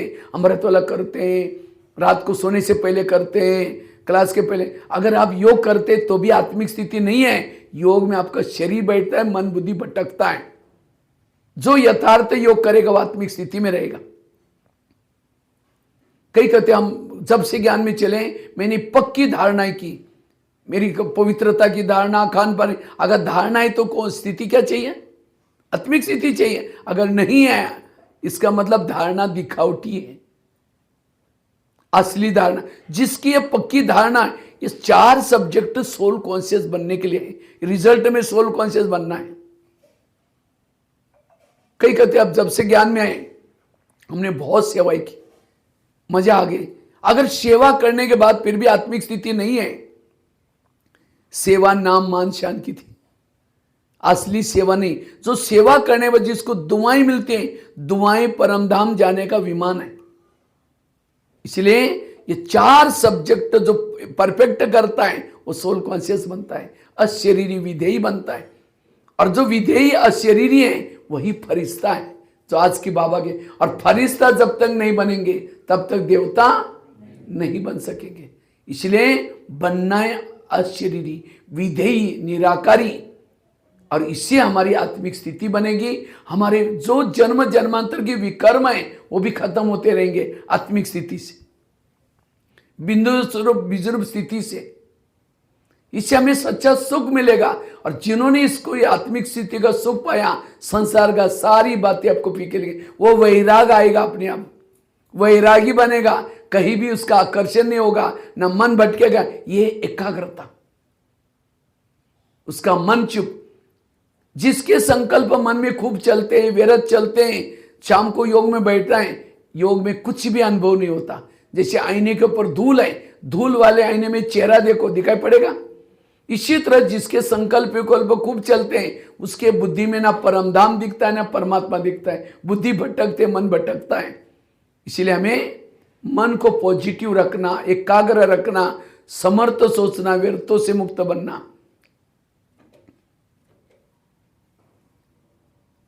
आगे की धारणाएं लास्ट की, अगर मुझे आत्मिक स्थिति का अनुभव करना है, बाबा ने पहले लेसन में आते हैं हमको सुनाया था, तुम्हारी शरीर गाड़ी है, तुम आत्मा उसका क्या हो? ड्राइवर हूं। लौकिक में गाड़ी का ड्राइवर क्या करता है? सारा दिन गाड़ी को घुमा फिरा करके रात को कहां लगाता है? गैरेज में। और गाड़ी के अंदर नहीं सोता, सोने के लिए कहां जाता है?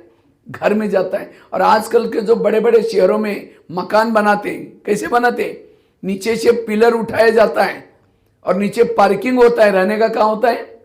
जैसे कलकत्ता, मुंबई, पुणे, बड़े बड़े शहरों में आजकल पार्किंग नीचे होता है, रहने का ऊपर होता है। इसी तरह ये 3 लोग हैं, 3 लोग में नीचे सृष्टि है, पार्किंग प्लेस, शरीर पे गाड़ियां रखने का स्थान, और ड्राइवरों का घर ऊपर। तो हमें भी क्या करना है? सारा दिन इस शरीर के द्वारा सेवा करके, गाड़ी को घुमा फिरा करके, रात को उसको गैरेज में लगा दो। बेड क्या है? गैरेज। ये माता जी थोड़ा सा के बंद करें, बीच बीच में ताली बजा सकते हैं, ताली बजाओ। क्योंकि जैसे मैं माउंट आबू से आया, वैसे माया ने भी अपना दोस्त भेजा है। तो सोचेगी अरे माउंट आबू से कहाँ से भाई आया, इन सब के ऊपर मेरा राज्य है। अगर ये सुनेंगे तो क्या हो जाएगा? मेरा राज्य खत्म हो जाएगा। क्योंकि आत्मा का दीपक जलेगा तो माया भाग जाएगी फिर। इसलिए वो सूक्ष्म में आकर के, मैं तो दिखाई पड़ता हूँ लेकिन माया तो दिखाई नहीं पड़ती। वो धीरे से क्या करते हैं? आलस और अलबेलापन का संजीवनी बुटा के जाते हैं। अब जब आलस आएगा तो आंखें बंद। अब जिसकी आंखें बंद है उसका कान भी बंद। सुना ना सुना, जैसे थे वैसे रहेंगे। इसलिए कान खोल करके, आंखें खोल करके थोड़ा सुनो। बहुत गहरा टॉपिक है ये, यही करना है। इस 2025 में यही पुरुषार्थ करो, इसी की धून लगा दो। 17 कुएं नहीं खोदो, फरिश्ता का खोदा, शांत स्वरूप का खोदा, आनंद स्वरूप का खोदा, पानी कुछ भी नहीं। एक आत्मा अभिमानी बनो। क्योंकि अंत का विनाश को देखने के लिए सोल कॉन्शियस स्थिति चाहिए, आत्मिक स्थिति चाहिए। देह भान वालों को डर लगेगा, भय लगेगा, वो घबराएगा। वो घबराने वाला सत्युग कैसा आएगा वो? इसलिए आत्मिक स्थिति, क्योंकि अंतिम का पेपर 1 सेकंड में शरीर से अलग होने का ये।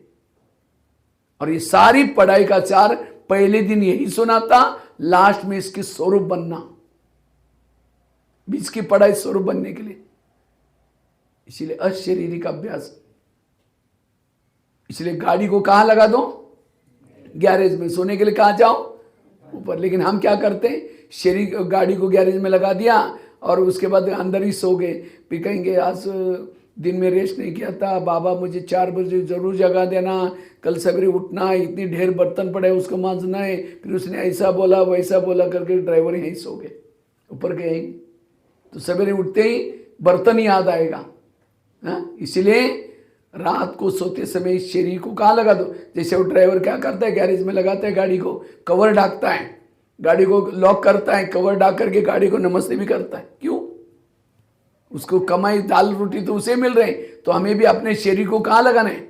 बेड पर लगा दिया, बेडशीट कंबल डाल दिया, गाड़ी को नमस्ते भी करो।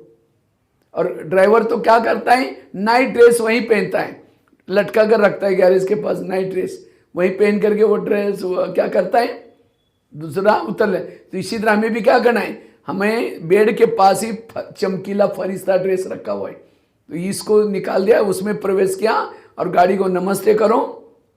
क्योंकि 84 जन्म में बहुत गाड़ियां मिली, लेकिन इस संगम युग जैसी गाड़ी भले काली है, बुजुर्ग है, कैसी भी है, लेकिन बड़ी काम की गाड़ी है। इसी से 84 जन्म की गाड़ियां मिलने वाली, 84 जन्म की कमाई होने।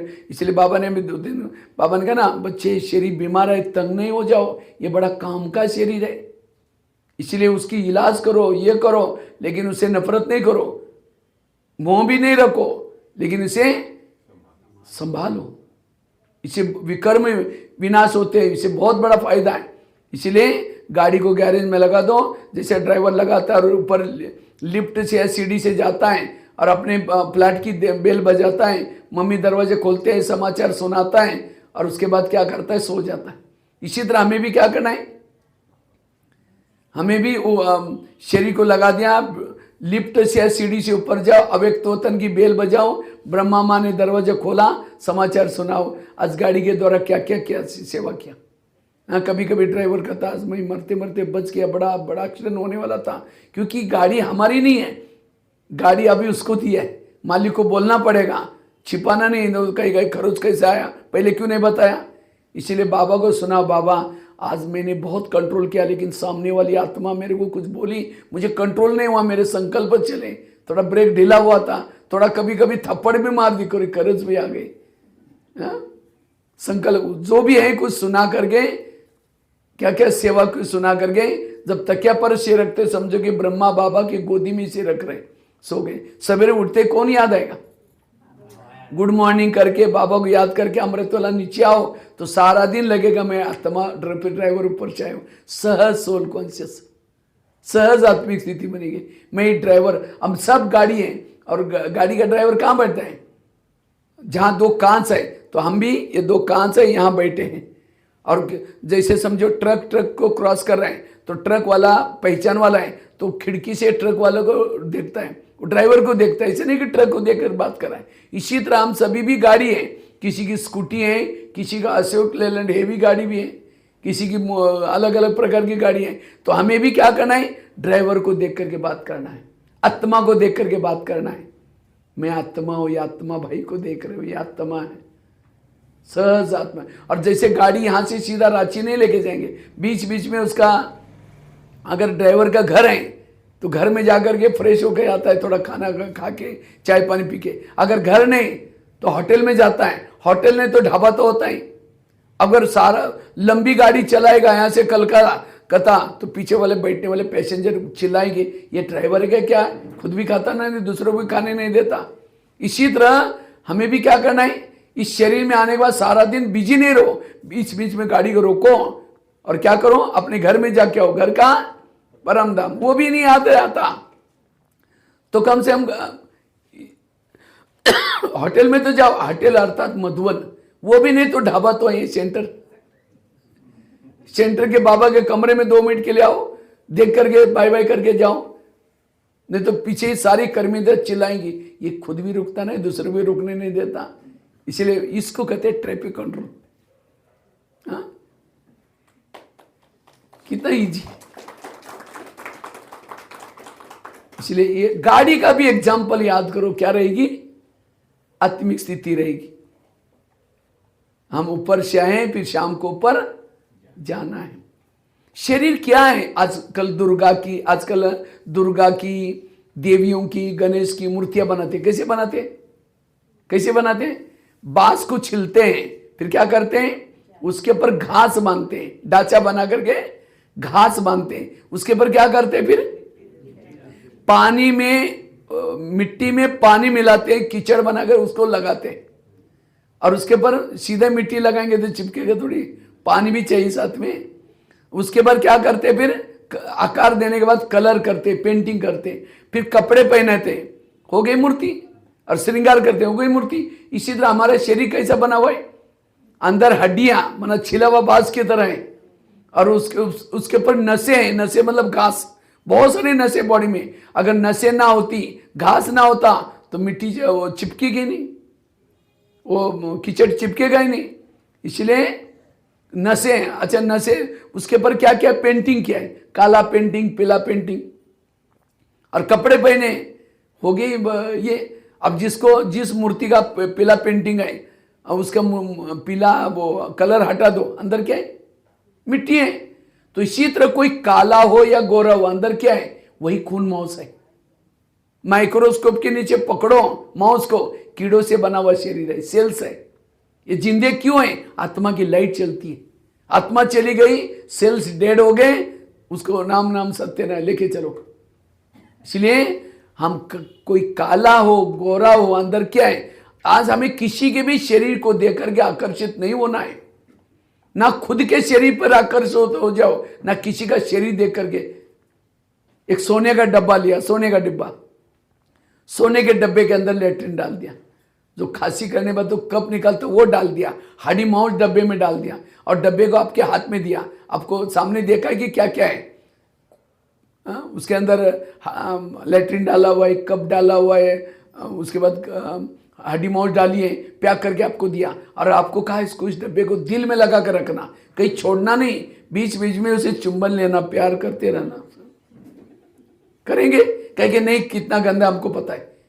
इसी तरह शरीर क्या है? एक सोने का डब्बा है, ऊपर से गोरी सी चमड़ी है, पीली जैसी सोने की, और अंदर क्या भरा हुआ है? वही लेट्रिन भरा हुआ है, कप भरा हुआ है, हड्डी मौज भरी है, और 10 भरा है। थोड़ी देर में कितनी अच्छी हूँ, ये कितना अच्छा है। अगर वो अच्छा है, उसके अंदर की आत्मा अच्छी है, बाकी कुछ भी अच्छा। हम नजदीक आपस में क्यों बैठे हैं? क्योंकि जो प्यार करते हैं वो अंदर बैठा है, इसीलिए उससे प्यार है। उसके शरीरों से प्यार नहीं है, उससे आत्मा से प्यार है मेरा। तो जहां प्यार है वहीं देखो ना। अब समझे किसी के घर में जाते हैं तो पहले किसको ढूंढते हैं? उसके मालिक को। ऐसे नहीं कि घर को ही देखते रहते, दीवार को ही देखते रहते। इसी तरह हम भी किसको मिलने के लिए आए? जिसको मिलने के लिए वहां देखो ना, इधर उधर उसकी दीवारों को कहां देख रहे? आत्माओं को देखना, आत्माओं से बात करना। अगर कोई व्यक्ति प्यारा लगता है, बहुत उसके अंदर मोह है, लगाव है, तो आप उस व्यक्ति को सामने इमर्ज करो। इमर्ज करके क्या करो? अब अनुभव करो उसका। अभी चमड़ी है ही नहीं, ऊपर से चमड़ी उतर गई, केवल खून मांस। देखो उसको कैसा दिखाई पड़ेगा? कोई जानवर मरा हुआ है, उसके तरफ देखो तो कितना नहीं आते हैं। इसी तरह जब हम चमड़ी को देखते हैं तब आकर्षित होते हैं। बिना चमड़ी का किसी को देखो, तब आपको खुद के ऊपर भी प्रयोग करो। मैं जा रहा हूं रास्ते में, चमड़ी है ही नहीं, मक्खियां चारों तरफ से घूम रहे हैं, और मैं ऐसा पुतला जा रहा हूं। ऐसा कोई पुतला जब रास्ते से जाएगा, लोग तो दूर चले जाएंगे, क्या आ रहा। तो कोई भी व्यक्ति चलता है, हम चलते हैं, हम भी ऐसा अनुभव करें, तब शरीर का भान निकल जाएगा। इसलिए ये आत्मा हूँ, ये प्रैक्टिस। हम जब किचन में खाना बनाते थे, मैं आत्मा की प्रैक्टिस करने के लिए क्या किया, मैं दिल्ली में 100-150 लोगों की रोटी पकाते थे, तो 2-3 घंटा लगता था। तो मैं क्या करता था, समझता था मेरा पाँव धरती पर है, चकला बेलन अव्यक्त होता में रखा है, और सिर मेरा परमधाम बाबा को देखते हुए मैं रोटी पका रहा हूँ। शांति मन में कढ़ाई लगी है, बहुत लंबा खुरपा है, मेरी हाइट ऊपर 3 लोग तक आए। खाना बना रहा हूँ, बाबा को देख रहा हूँ, फिर बाबा को बीच में देखता हूँ, बाबा नीचे देखता हूँ कहीं लग तो नहीं गया, देख ले, फिर ऊपर हो गया। ये शरीर गाड़ी है, आत्मा ड्राइवर है। जैसे गाड़ी चलते समय अंधेरे में खास लाइट ऑन करके चलते हैं, इसी तरह मेरी गाड़ी कलयुग के अंधेरे में चल रही, तो मैं आत्मा की लाइट चालू करके फिर चल रहा हूँ। जब गाड़ी सामने से आते तो वो डिम्पर जलाते, मैं और पावरफुल सोल कॉन्शियस, छोटे छोटे बहुत सारे अभ्यास किए। इसलिए ये छोटे छोटे हमें क्या करना है, अभ्यास करना है, आत्मा का पाठ पक्का करना है। और जितना ही आत्मा के स्वरूप में रहेंगे, सारी जो मुरलियों की सारी धारणा ऑटोमेटिकली आपके अंदर आएगी। एकाग्रता, सारी इंद्रिय आपके वश में रहेंगी, सारे ज्ञान का सार है अशरीरी बनो, विधेयी बनो, क्योंकि इसके अंदर सारा गुण और शक्तियां समाई हुई है। तब हम देवता बन सकते, पॉजिटिव बन सकते। इसलिए ये आत्मा का पाठ पक्का करना, यह है बाप समान बनना, ब्रह्मा बाप समान बनना, अर्थात बाबा ने जो किया शिव बाबा के समान बनना। शिव बाबा कैसे हैं? निराकारी। और शिव बाबा निराकारी होने के कारण वो शांति का सागर, क्षमा का सागर, आपका पर उपकार करता है। तो हम भी ऐसे बन सकेंगे। तो ये पाठ हमें क्या करना है, पक्का करना है। ठीक है। ओम शांति।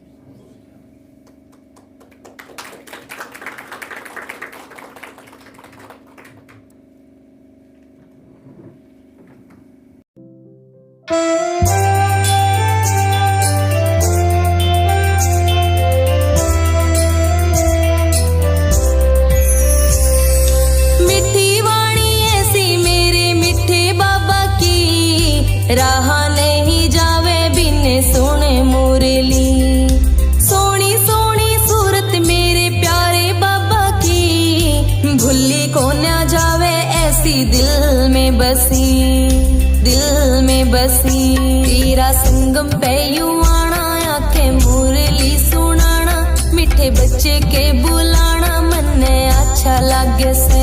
तेरा गीत गुनगुनाना, खाना याद में बनाना, रोटी भोग लाके खाना, मन्ने अच्छा लगे से।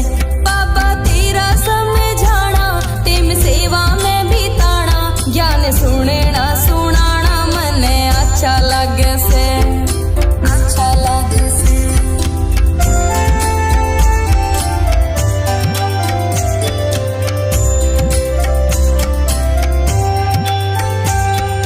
बाबा तेरी याद है दवाई बरसों पुरानी थी बीमारी कटेगी, देख के ने माया भी खूब डरेगी, याद थी कमाल व असर करेगी। मधुबन की बाहर मिले सारा परिवार करे तेरा इंतजार, मन ने अच्छा लागे से। देखा तेरा ऐसा नूर, दुख होए को सो दूर होगी, झोली भरपूर, मन ने अच्छा लागे से। तेरा भोग प्रसाद घड़ी घड़ी आवे याद, तेरी टोली का स्वाद, मन ने अच्छा लागे से, अच्छा लागे से।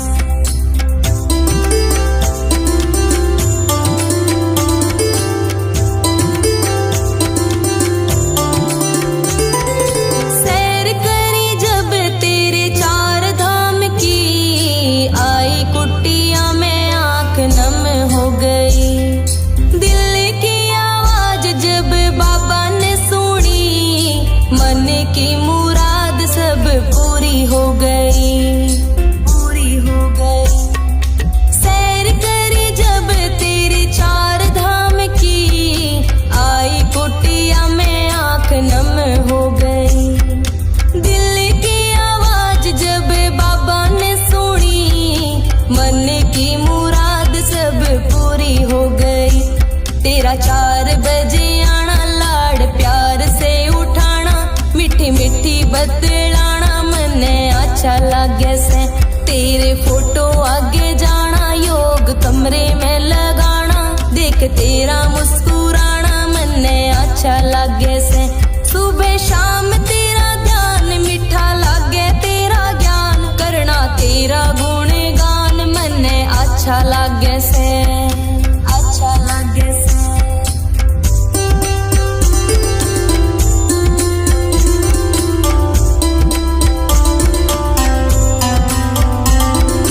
महिमा महान मेरे मिठे बाबा की, ऊंची है ये शान मेरे प्यारे बाबा की,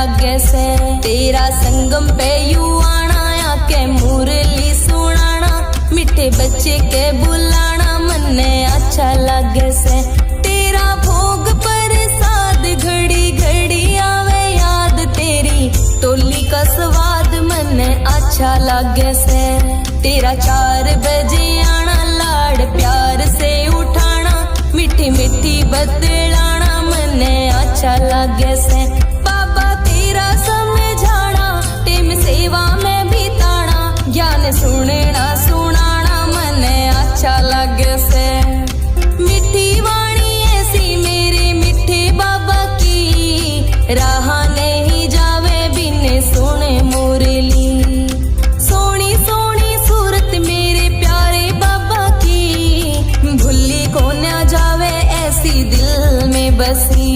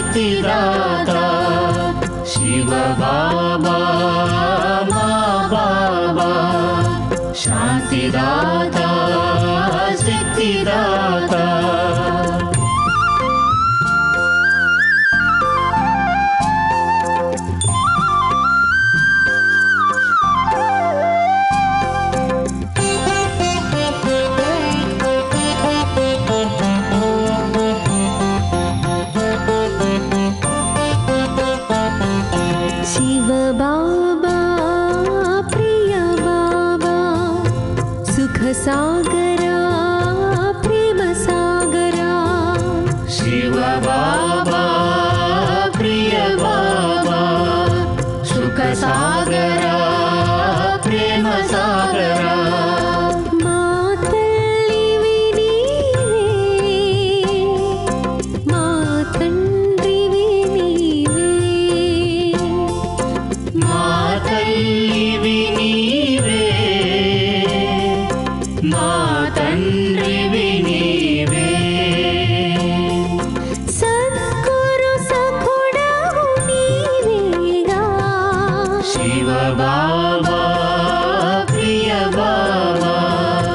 సుఖ సాగర ప్రేమ సాగర శివ బాబా ప్రియ బాబా సుఖ సాగర ప్రేమ సాగర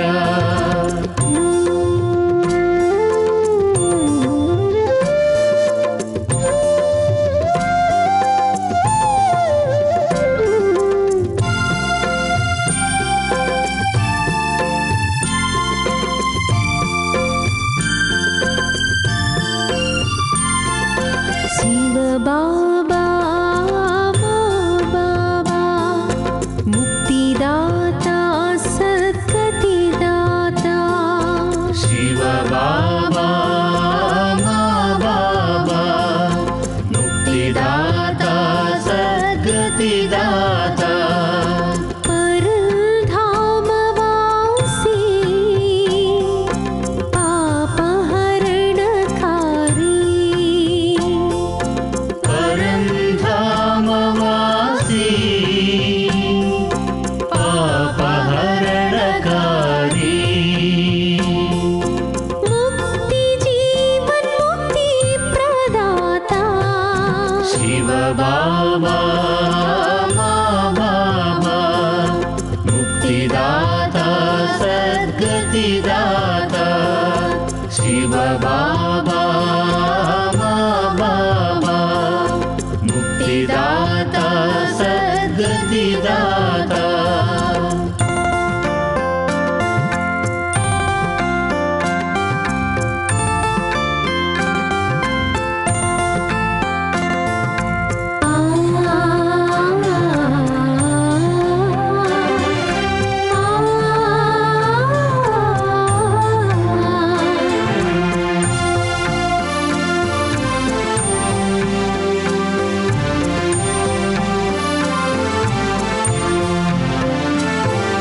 शिव बाबा प्रिय बाबा दया सागरा प्राणनाथा शिव बाबा प्रिय बाबा दया सागरा प्राणनाथ दीन बंधु दयानिधि सिंधु दीन बंधु दयानिधि सिंधु जगति की मूलम नीवे बाबा शिव बाबा प्रिय बाबा दया सागरा प्राणनाथ शिव बाबा प्रिय बाबा दया सागरा प्राणनाथ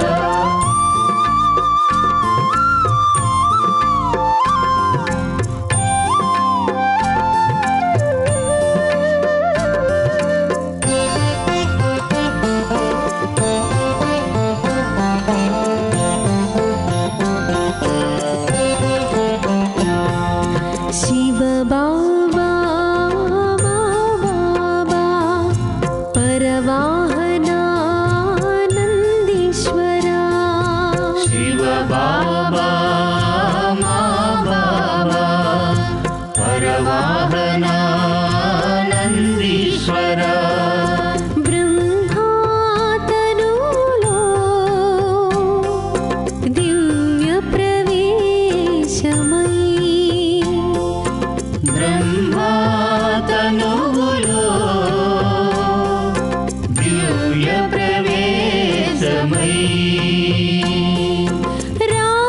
రాజయోగమును నేర్పించే शिव बाबा बाबा परवाहनानंदीश्वर शिव बाबा बाबा परवाहनानंदीश्वर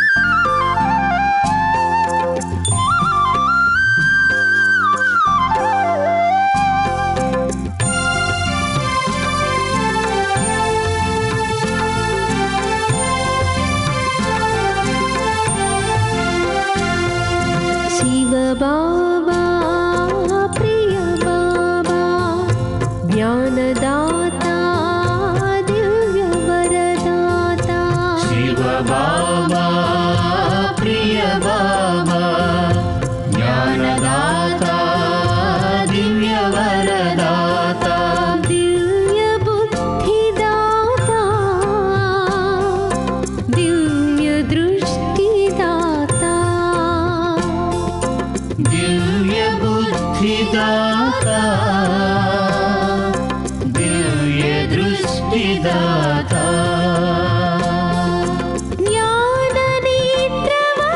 ज्ञाननेत्रवरप्रदाता शिव बाबा प्रिय बाबा ज्ञानदाता दिव्य वरदाता शिव बाबा प्रिय बाबा ज्ञानदाता दिव्य वरदाता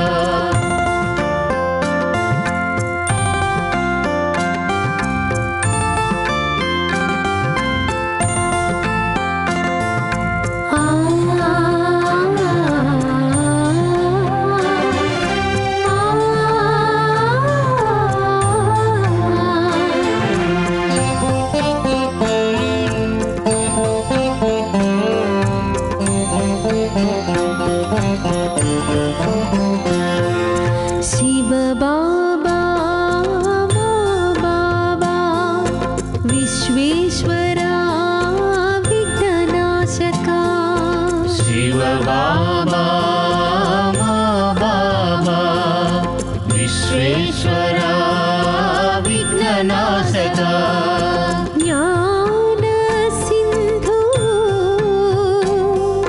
प्रेम बिंदु ज्ञान सिंधु प्रेम बिंदु विश्व शांति की विभुडवु नीवे शिव बाबा बाबा विश्वेश्वरा विघ्ननाशका शिव बाबा बाबा विश्वेश्वरा विघ्ननाशका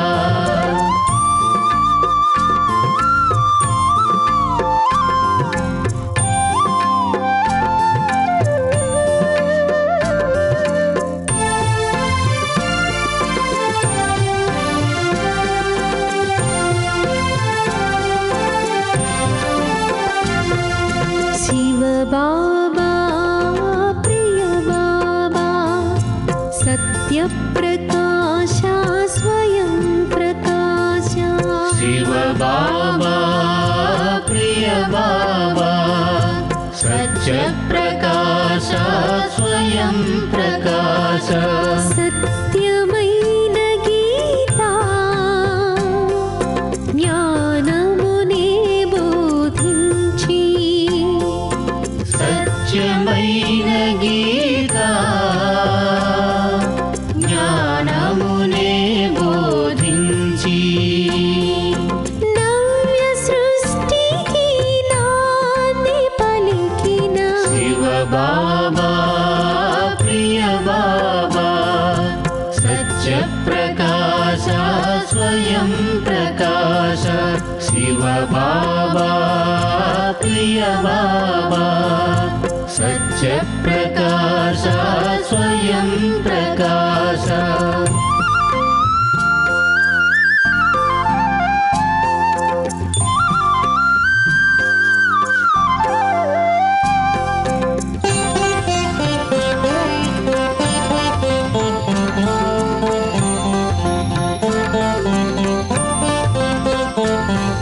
शिव बाबा बाबा ज्ञान सागरा दिव्य गुण सागरा शिव बाबा बाबा ज्ञान सागरा दिव्य गुण सागरा ज्ञान रत्नमुलतो आत्मलनలంకరించి ज्ञानरत्नमुलतो आत्मलनలంకరించి దేవతా ధర్మము స్థాపించిన शिव बाबा बाबा ज्ञान सागरा दिव्य गुण सागरा शिव बाबा बाबा ज्ञान सागरा दिव्य गुण सागरा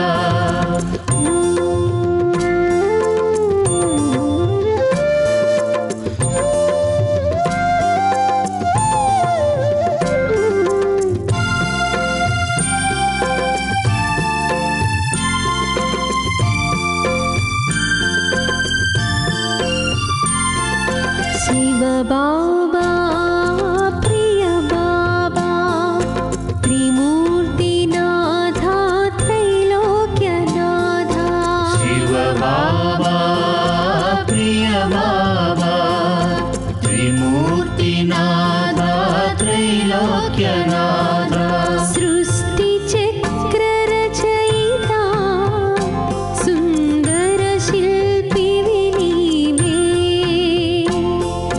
సృష్టి చక్ర రచయిత సుందర శిల్పివి నీవే త్రిలోక త్రికాల దర్శనకారి శివ బాబా ప్రియ బాబా త్రిమూర్తినాథ త్రైలోక్యనాథ శివ బాబా ప్రియ బాబా త్రిమూర్తినాథ త్రైలోక్యనాథ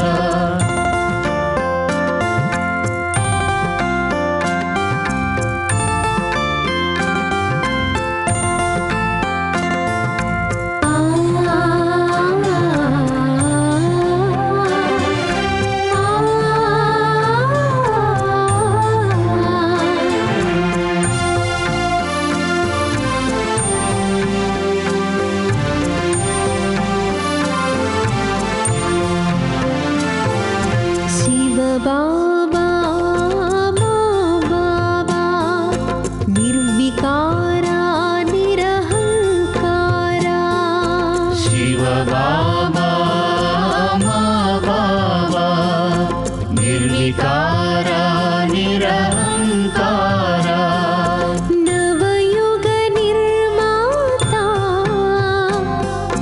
నవవిధి విధాత నవయుగ నిర్మాత నవవిధి విధాత సర్వాత్మలకు సద్గతి దాత శివ బాబా మా బాబా నిర్వికార నిరహంకార శివ బాబా మా బాబా నిర్వికార నిరహంకార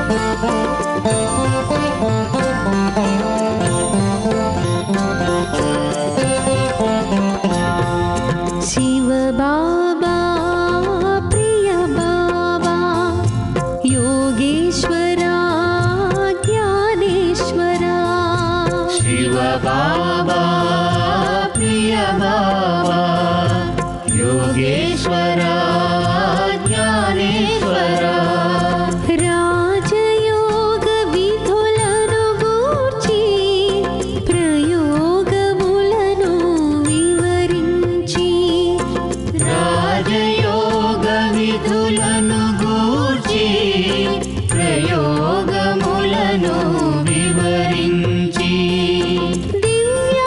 దివ్యానుభూతిని గావించి శివ బాబా ప్రియ బాబా యోగేశ్వర జ్ఞానేశ్వర శివ బాబా ప్రియ బాబా యోగేశ్వర జ్ఞానేశ్వర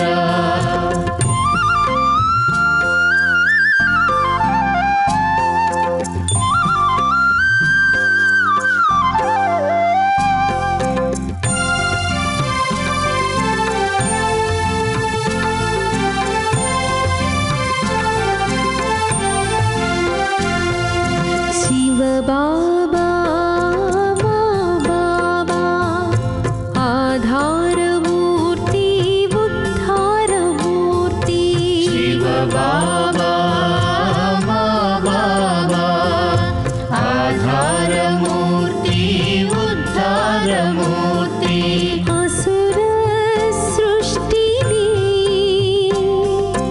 అంతముగా వించి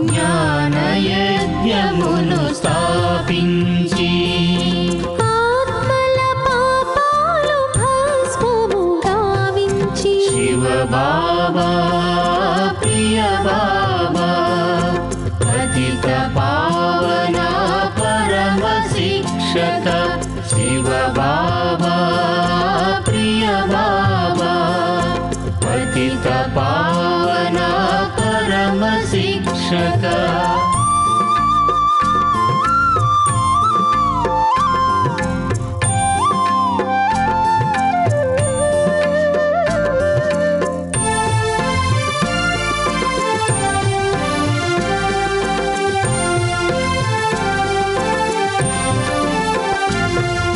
शिव बाबा मा बाबा पावन मूर्ति मंगल मूर्ति शिव बाबा मा बाबा पावन मूर्ति मंगल मूर्ति आदि देवता धर्ममु इలలో నా నెలకొల్పి ఆదిదేవతా ధర్మము ఇలలోన నెలకొల్పి పావన సృష్టికి బాటలు వేసిన శివ బాబా మా బాబా పావన మూర్తి మంగళమూర్తి శివ బాబా మా బాబా పావన మూర్తి మంగళమూర్తి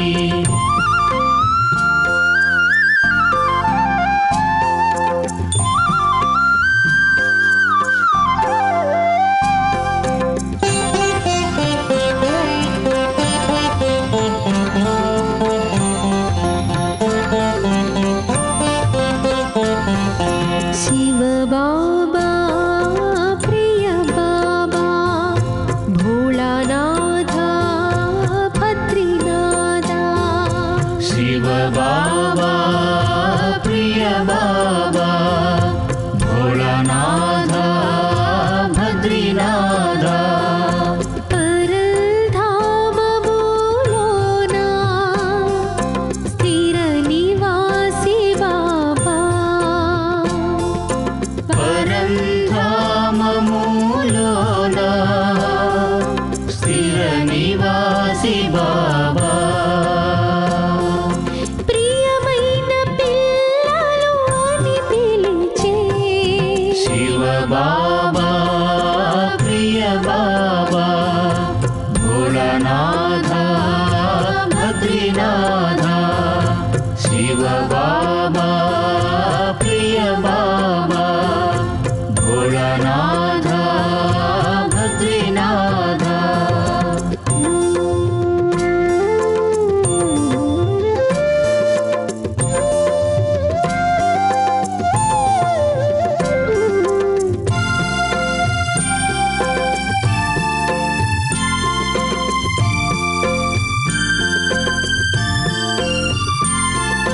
शिव बाबा बाबा मुरलीधरा कलंगीधरा शिव बाबा मा बाबा मुरलीधरा कलंगीधरा गौवतुल्य जीवनमुनु वज्रतुल्यము గావించి గౌవతుల్య జీవనమును వజ్రతుల్యము గావించి జీవన నౌకను తీరము చేర్చి శివ బాబా మా బాబా మురళీధరా కలంగీధరా శివ బాబా మా బాబా మురళీధరా కలంగీధరా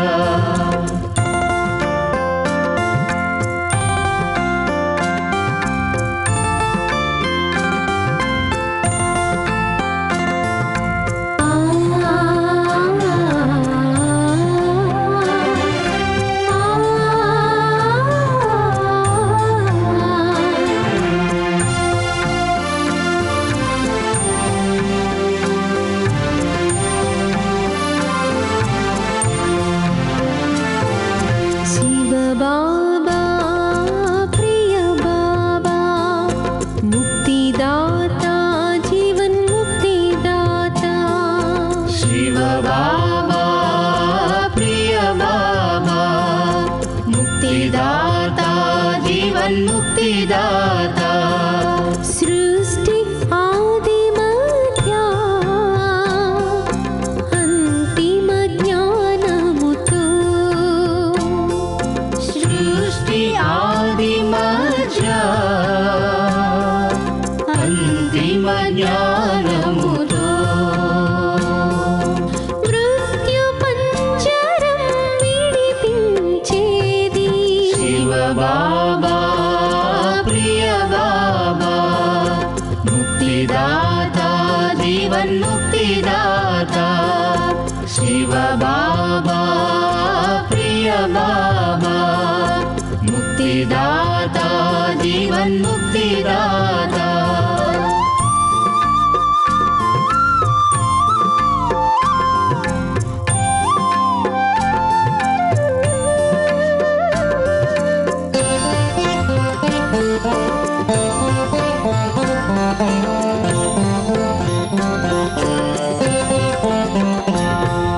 శివ బాబా బాబా అకాల మూర్తి జ్ఞానమూర్తి శివ బాబా మా బాబా అకాల మూర్తి జ్ఞానమూర్తి ఆత్మా పరమాత్మలా అర్థముని వివరించి ఆత్మా పరమాత్మల అర్థమునే వివరించి దేహ భ్రాంతిని దూరము చేసే శివ బాబా మా బాబా అకాల మూర్తి జ్ఞానమూర్తి శివ బాబా మా బాబా అకాల మూర్తి జ్ఞానమూర్తి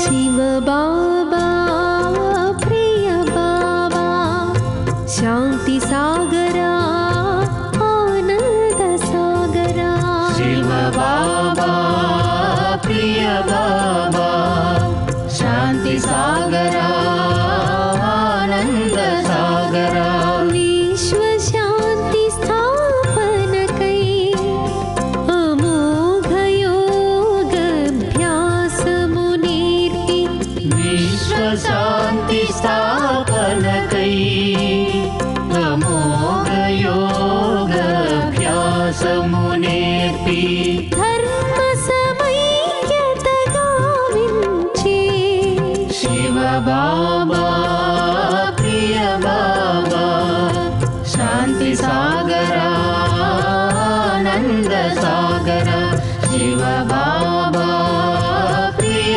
బాబా శాంతి సాగరా ఆనంద సాగరా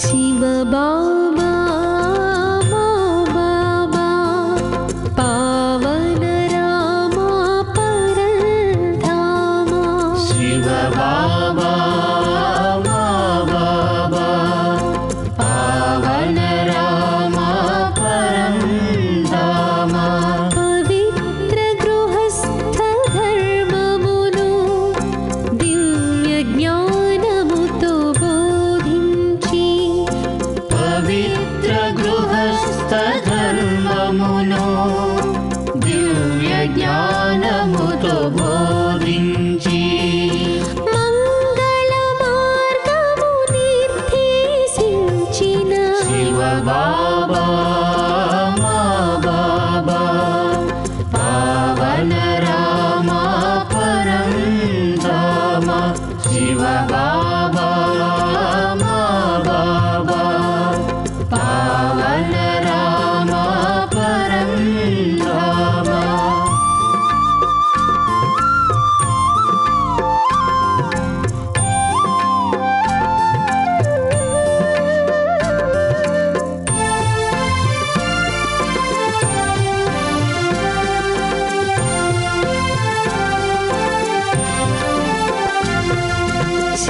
बाबा प्रिय बाबा सच्चिदानंदा सदा शिवा शिव बाबा प्रिय बाबा सच्चिदानंद सदा शिवा सत्यं शिवं सुंदरमैन मंगलकारिणी सृष्टि सत्यं शिवं सुंदरमैन मंगलकारिणी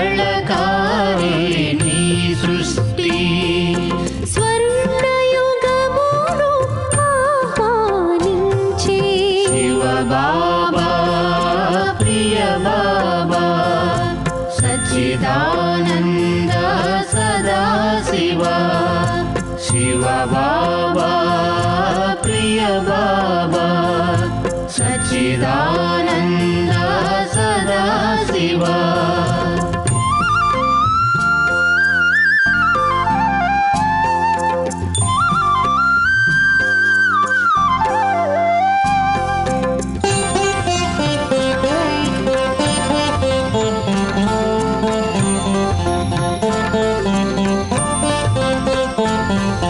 शिव बाबा बाबा पशुपतिनाथा पापहरा शिव बाबा बाबा पशुपतिनाथा पापहरा భక్తిపూర్ణతకు ఫలమిచ్చు జ్ఞానమూర్తులుగా వరమిచ్చు भक्ति पूर्णतకు ఫలమిచ్చు జ్ఞానమూర్తులుగా వరమిచ్చు దివ్య నేత్రమూర్తులుగా వించే शिव बाबा बाबा पशुपतिनाथा पापहरा शिव बाबा बाबा पशुपतिनाथा पापहरा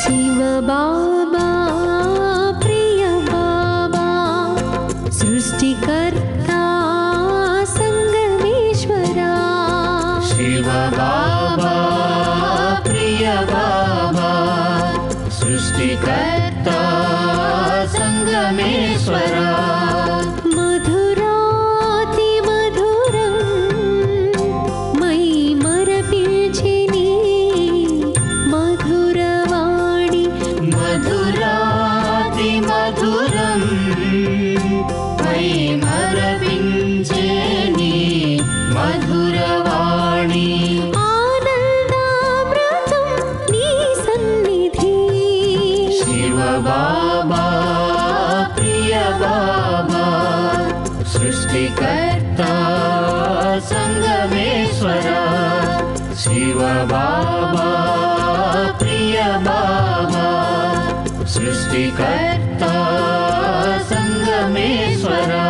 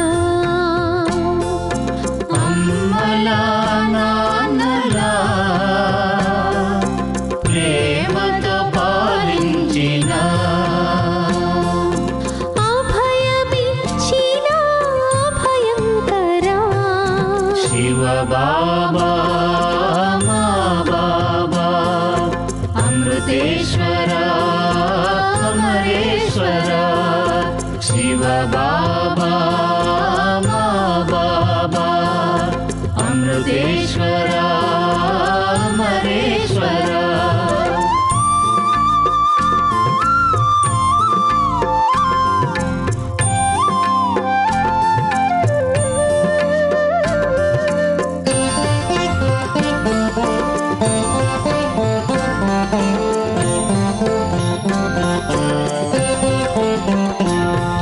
शिव बाबा प्रिय बाबा पारसनाथा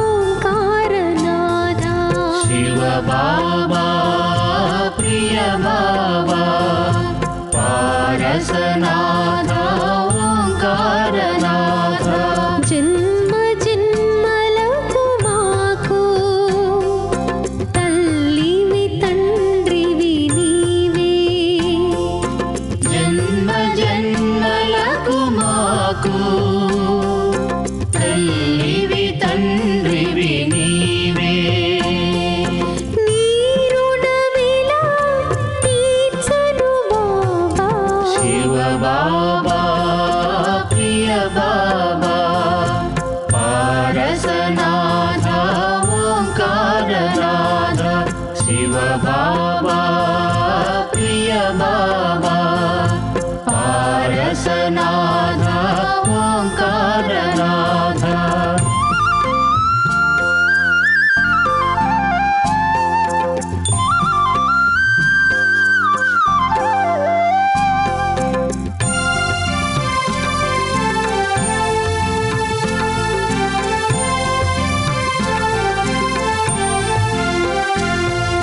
शिव बाबा मा बाबा अखिलेश्वरा निखिलेश्वरा शिव बाबा मा बाबा अखिलेश्वरा निखिलेश्वरा सत्य ज्ञान भूषणुडु परम प्रिया दर्शनुडु सत्य ज्ञान भूषणुडु परम प्रिय दर्शनुडु परम शक्ति की परमेश्वरुडु शिव बाबा मा बाबा अखिलेश्वरा निखिलेश्वरा शिव बाबा मा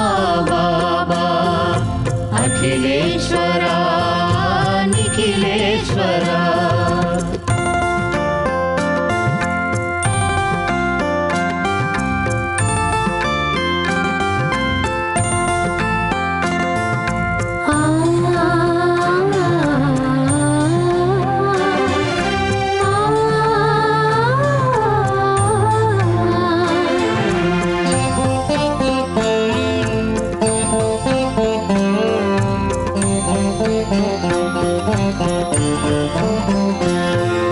शिव बाबा प्रिय बाबा सोमनाथा सकलेश्वरा शिव बाबा प्रिय बाबा सोमनाथ सकलेश्वरा स्वयंभू मृत्युंजयुडु अविनाशी आरक्षकुडु स्वयंभू मृत्युंजयुडु अविनाशी आरक्षकुडु सुधलोलिकिंచి सुधापति शिव बाबा प्रिय बाबा सोमनाथ सकलेश्वरा शिव बाबा